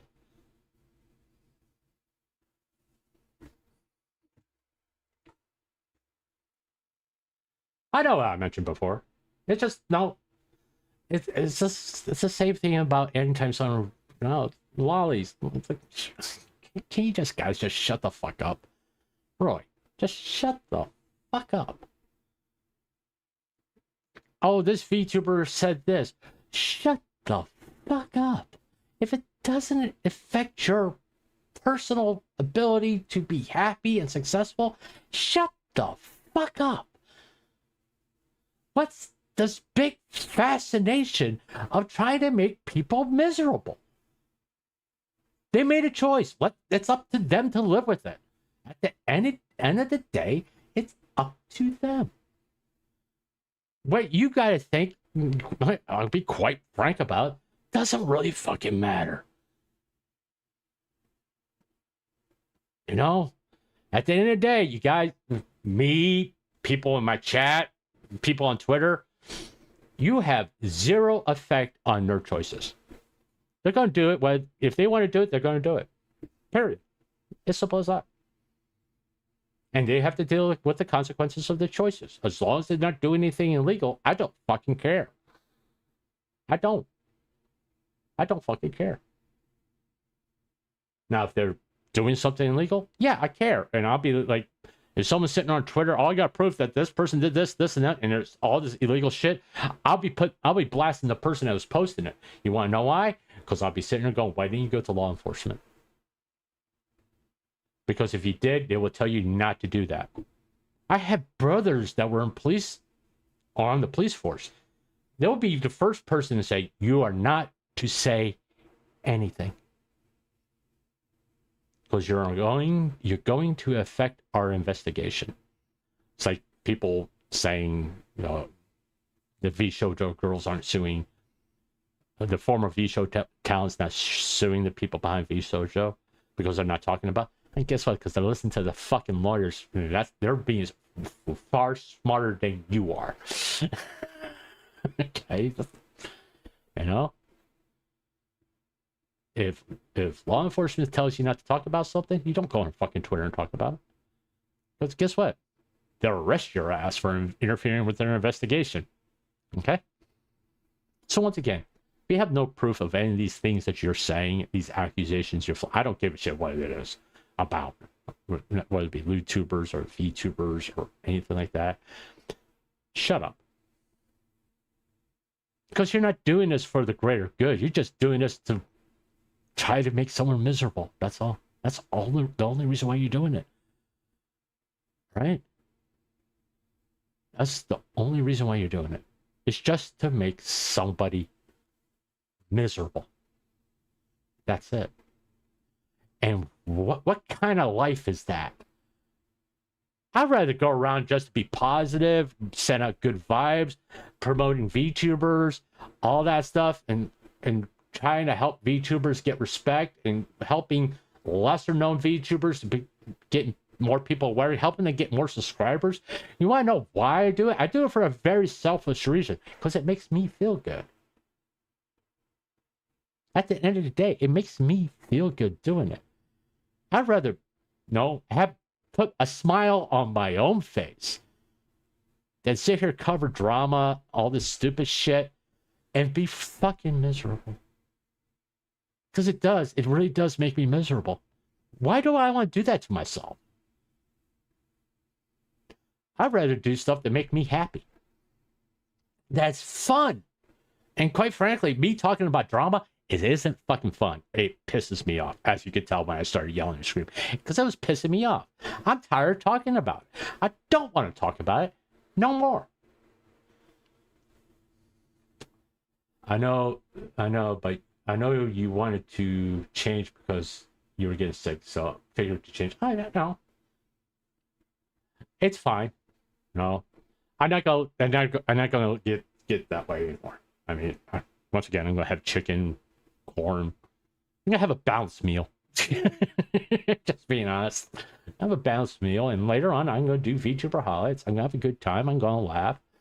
I'm gonna have fun, and at 7 o'clock, I pick that up still. Is that still there? Yeah, 7 o'clock. That's VTuber highlights this week. I mean, I don't mind. Just understand, JJ, I want you to understand this. I don't have a problem with you bringing up stuff. But if you continue to bring up the same subject again, yeah, it gets irritating. If I say I don't fucking care, I just don't fucking care. I don't. Because, once again, I'm intelligent enough that certain things that people go on about are round-robin arguments. There's never going to be a fucking end to it. And I don't want to participate in it. All right? I don't have opinions on Lolly. I don't. I don't have opinions on people doing Fansly, OnlyFans. I just don't fucking care. I don't. It doesn't affect me. I'll care about the shit that affects me. Okay? And I wish a lot more people will do that. Just worry about what affects you. Now, doing this content, VTuber highlights, Face Connect month, well, it affects me in a positive way. I enjoy it. It makes me happy. It makes me laugh. It makes me smile. I'd rather do that shit than cover drama. Because it's a lot more fun. And it's quite frankly easier to do. And I wish a lot more people would understand that. Oh, also, join me at 7 o'clock for this. Okay. Guys, I do appreciate that you want to hear my opinion about certain things, and that I'm assuming you respect me enough for the fact that you want to hear my opinion about certain things. But understand, there's just certain subjects I just don't give a shit about at all. What's your thought on Stalker 2 going to get the Cyberpunk 2.0 tree? I don't know anything about Stalker 2. I've heard of the game. I don't think JJ did come out kind of broken or something like that, like Cyberpunk did. If they're listen, okay, this kind of relates to the Mass Effect stuff. If a game comes out lackluster, the best thing for a gaming company to do is to make improvements, to show that you're committed to your product and that you're committed to your fan base that purchase your game. And if they're dissatisfied with how that game is presented and done, then to do things to improve that experience, to legitimately say you're sorry. This is what CD Projekt Red did with Cyberpunk. Legitimately say they're sorry and they're going to fix it and bring it up to the standard that they promised. And that's what helped CD Projekt Red's reputation. They could have just, did what Bioware did with Andromeda, Anthem, and Veilguard. We're done. We're not going to do any more support for it. That's the worst thing you could do. Because you kind of just told the people who bought the games, fuck you. You got what you got. Because I don't know if people remember this about Andromeda, there was supposed to be a DLC dealing with the Quarian arc and all that. It never happened. I think they released a novel. It was kind of supposed to take place in the DLC, and guess what? The novel didn't sell.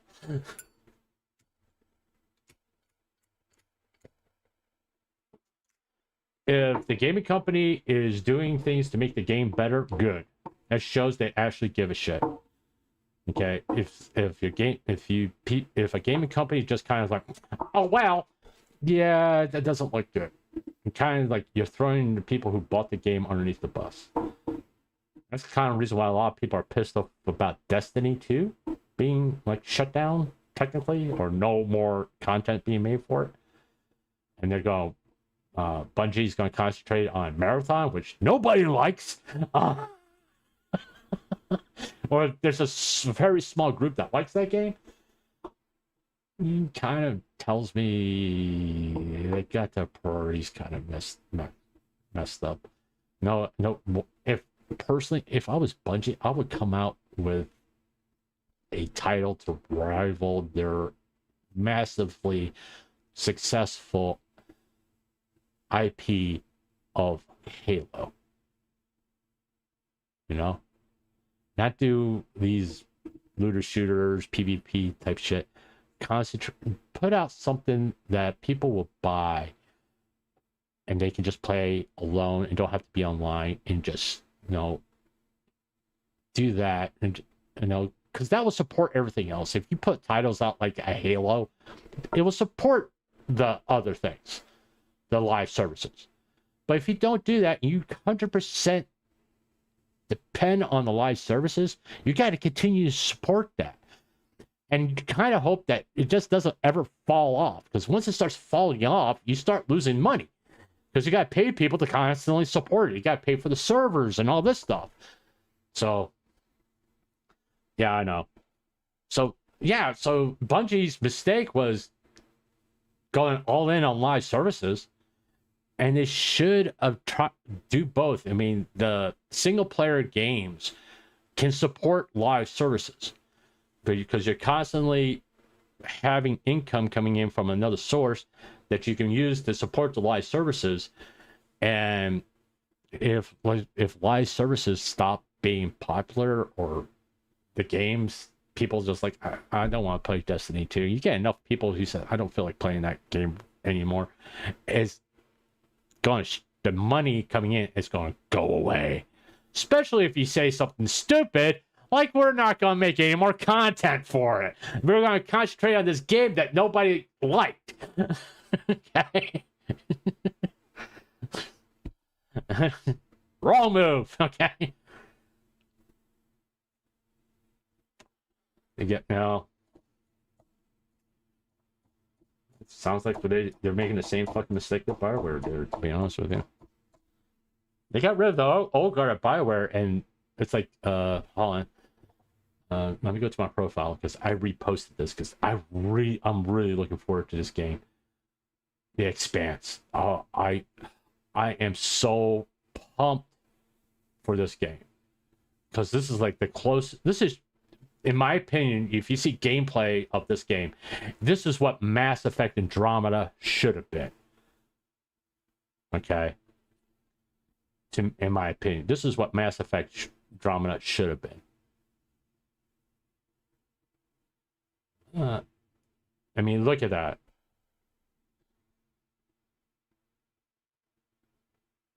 This is actually from people that made Mass Effect.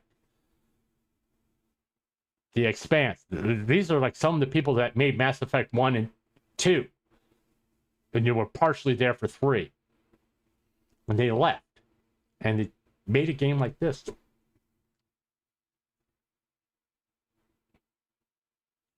So yeah, I mean, I'm looking forward to this game. Grant, I'm not going to buy it on release. I'm going to wait for reviews. And even though I'm kind of hyped about this game, because also I watched the show, by the way, I think this could be the next Mass Effect. And this is like, Bioware has some really serious competition. No, just saying. Xbox Showcase next Sunday? No, I don't. Actually, guys, I don't watch none of that stuff. Because I find it boring.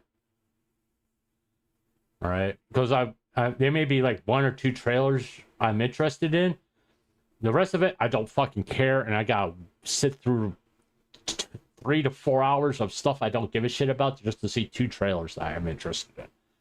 I'll wait till after it's over with and go to YouTube and go find those trailers and watch those. That way I don't have to listen to people going, oh, we're great, I'm wonderful, yeah, blah, blah, blah, blah. Just show me the fucking trailers that I want to see. Okay? Or probably Jedi 3.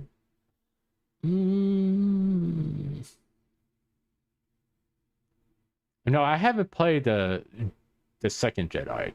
I just started on the first one. I like the first game, which we'll get back to next week, next Thursday. But once I complete the I'll let you know how I feel about a Jedi 3. I mean, right now, I don't have an opinion on it because I haven't played Jedi, the second one. I like the first one. The second one, I'll let you know. I haven't played it, so. The only reason I got it because it was on sale because I got the Jedi Survivor and Fallen Order for $20 when it was on sale. It's like, cool, I'll buy it.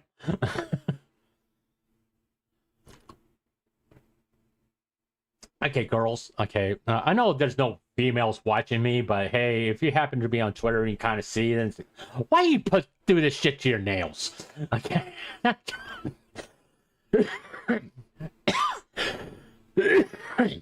Just being honest, why do you do this shit to your nails?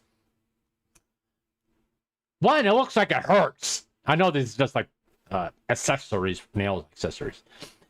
But aren't you kind of afraid of like scratching someone and drawing blood? Look at it, like all to a point. Look like you couldn't like touch anybody without worrying about like leaving scars behind. Just saying. You know, I mean, there's a lot of things women do I just don't fucking get because I'm a guy. No, actually, I am a 21-year-old sitting on a couch using a voice changer, and I got huge tits. There's the tits. Okay.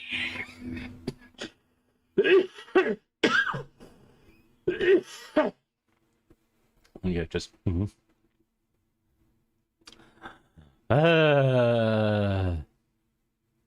Okay. Mm. No, I understand. I just have to keep off these things. Wait for next month. A bunch of gaming events happening from Xbox, PlayStation, Summer Game Fest.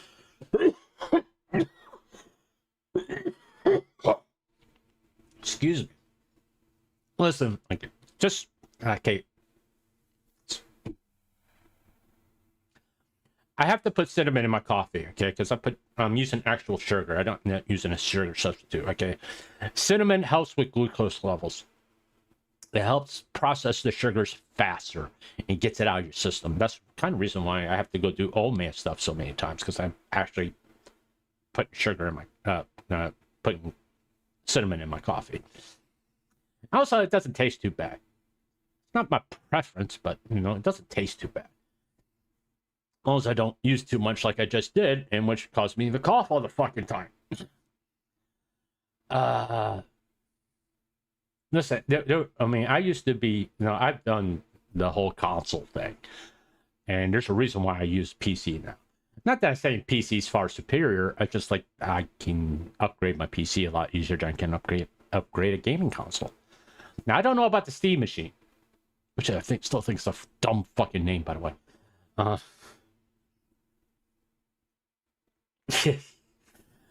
Hey, just keep spreading that around because maybe Phase Connect will actually allow me to join them. I was gonna make a post directed to Sakano, but not Sakano. Sakano's the Sanji, the CEO of Phase Connect. But I'm better. I don't want to, because it's just going to cause a stir, and the male versus female VTubers. I don't want to do that. But it's once again, I'm a PNG guy. I'm gonna be a PNG probably for my whole time. What the fuck? There's enough money. Imagine male VTubers getting dripped out and blasting Linkin Park music like 2000. Gee, I didn't know. I don't know why that didn't show up in my chat. Come on. Why didn't that show up in my chat? I didn't get that message in my chat, JJ. I don't know why. Okay. Don't know why. Okay, anyway. Maybe it'll help them get noticed, to be honest with you. But, to kind of summarize the multiple subjects we went over, what does Mass Effect 2 need to do? The most important thing, have an immersive story and feel like a Mass Effect story. Okay, however way they choose to do that, and they have to be successful at it. Okay, and validate everything from Mass Effect 3 and Mass Effect Andromeda. Not so much Mass Effect Andromeda, just make sure that that is part of it. The controversies going on YouTube, on Twitter about OnlyFans and all that shit. If minors are involved, go to the place. Don't go to fucking Twitter or any other social media platform, because if you have proof of it, get law enforcement involved and stay off of fucking social media. If you don't have any proof of it, shut the fuck up. Okay, I'm just being honest. Just shut the fuck up. Because it's not going away. It's, like I said, it's been around since the Roman times.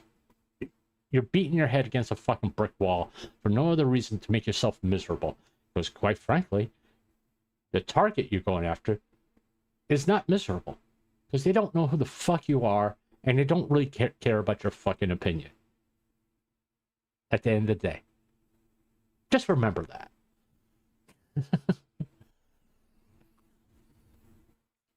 And, video games. Well, I mostly talk about RPGs. I mostly play RPGs. I mean, very rarely, unless I'm like, playing with Zero, like Halo. That's pretty much the only shooter I play. Or Minecraft, because when I play Minecraft by myself, I play like an RPG. Okay. But all in all, gaming companies, distribution companies need to, if they buy a studio, just leave the studio alone and let them do what they do best. Period. Because if you do that, they'll make you money. Every time a distribution like EA, Activision, all these other ones, every time they buy a studio and they interfere with it, it turns to shit. Just let them do what they're good at, and you'll be fine. They'll make money. Why haven't we heard anything about the EA being bought out by the Saudi Arabian conglomerate? Well, they have a major hurdle to get over because EA is an American company, and there is an FCC regulation that kind of prevents a foreign entity buying a media site. The media company, and EA is technically a media company because they produce media, which in this case happens to be video games.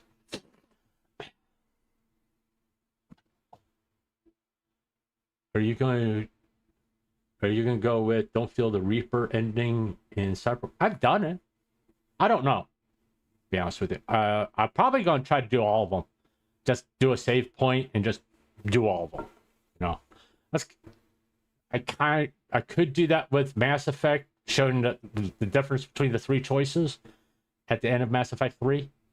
The difference between blue and the red, blue, and green ending. I could do that. if I feel like it. Put it this way, if you guys are really interested in seeing that, and right before I get to the end of Mass Effect 3, I'll put a poll up. Ask you if you want to see all 3 endings.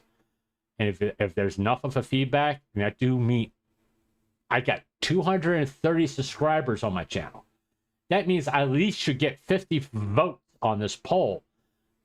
If I ask that, if I don't get more, if I get less than 50, I'll just do what I feel like. If you guys want to see all the endings of Mass Effect 3, I'll do it. I don't have a problem. I'm playing the Street Kid.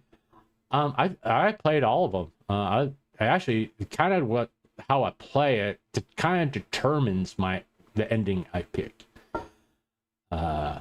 If I'm playing as a nomad, I do the storm, the Alicado ending. Street Kid, I think with the Street Kid, I think the solo storming of the tower type thing is a typical thing a Street Kid would do. Also, with the Street Kid, I also think the Phantom Liberty ending kind of applies to there too. You know, the corporate one, that's the corporate ending I usually go with. That's the one I usually pick for that ending. And the self-delete ending, to me, it doesn't really fit any of them. You know, I pick it just to see the crying messages at the end. If I feel like I want to get depressed, I'm gonna play that. So go that route. Okay, just saying. But it's like also when we get to the end of Cyberpunk, if you guys want to see every fucking ending, I can fucking do that. I don't particularly want to be honest with you. So that poll may not go up. But with Mass Effect 3, I think, it's not a big deal. So, right now, yeah, I'm doing a Nomad playthrough on my stream. All right, guys, let me wrap this up because I got to get off here. I do kind of want to take a nap for tonight's stream, and I got to cook my dinner. Okay. If you made it this far, thank you so much. If you wouldn't mind, leave a like or a dislike. Either one helps. Leave a comment because that helps me with the YouTube algorithm. Kind of helps promote my channel through YouTube. Even though I have a song that says the algorithm doesn't know me. But anyway, subscribe. Hit the notification bell. That way you get the community posts about when I stream and you get notified when I stream. Also, follow me on Twitter at StandsUp because, I do ask questions and stuff like that. And I do interact a little bit on Twitter, not as much as I used to, but I do also stream on Twitter. So if you're someplace, if you follow me on Twitter, you can watch my live stream there if you want. I got 1 view, but also the link to my Discord is in the description of the stream, is in the descriptions of all my streams. So yeah, join my Discord. We are going to do a watch along of Gate on my Discord the second Saturday of next month. I don't know the date. I'll make an announcement on my Discord. I won't make an announcement on Twitter. It will just strictly be on my Discord. So join my Discord so you can see that announcement. No problem. Thank you, Arm. On the Cyborg. Are you a subscriber, by the way? Just out of curiosity. But as always, just be good to each other and to yourself. And until you see me tonight for VTuber highlights, bye.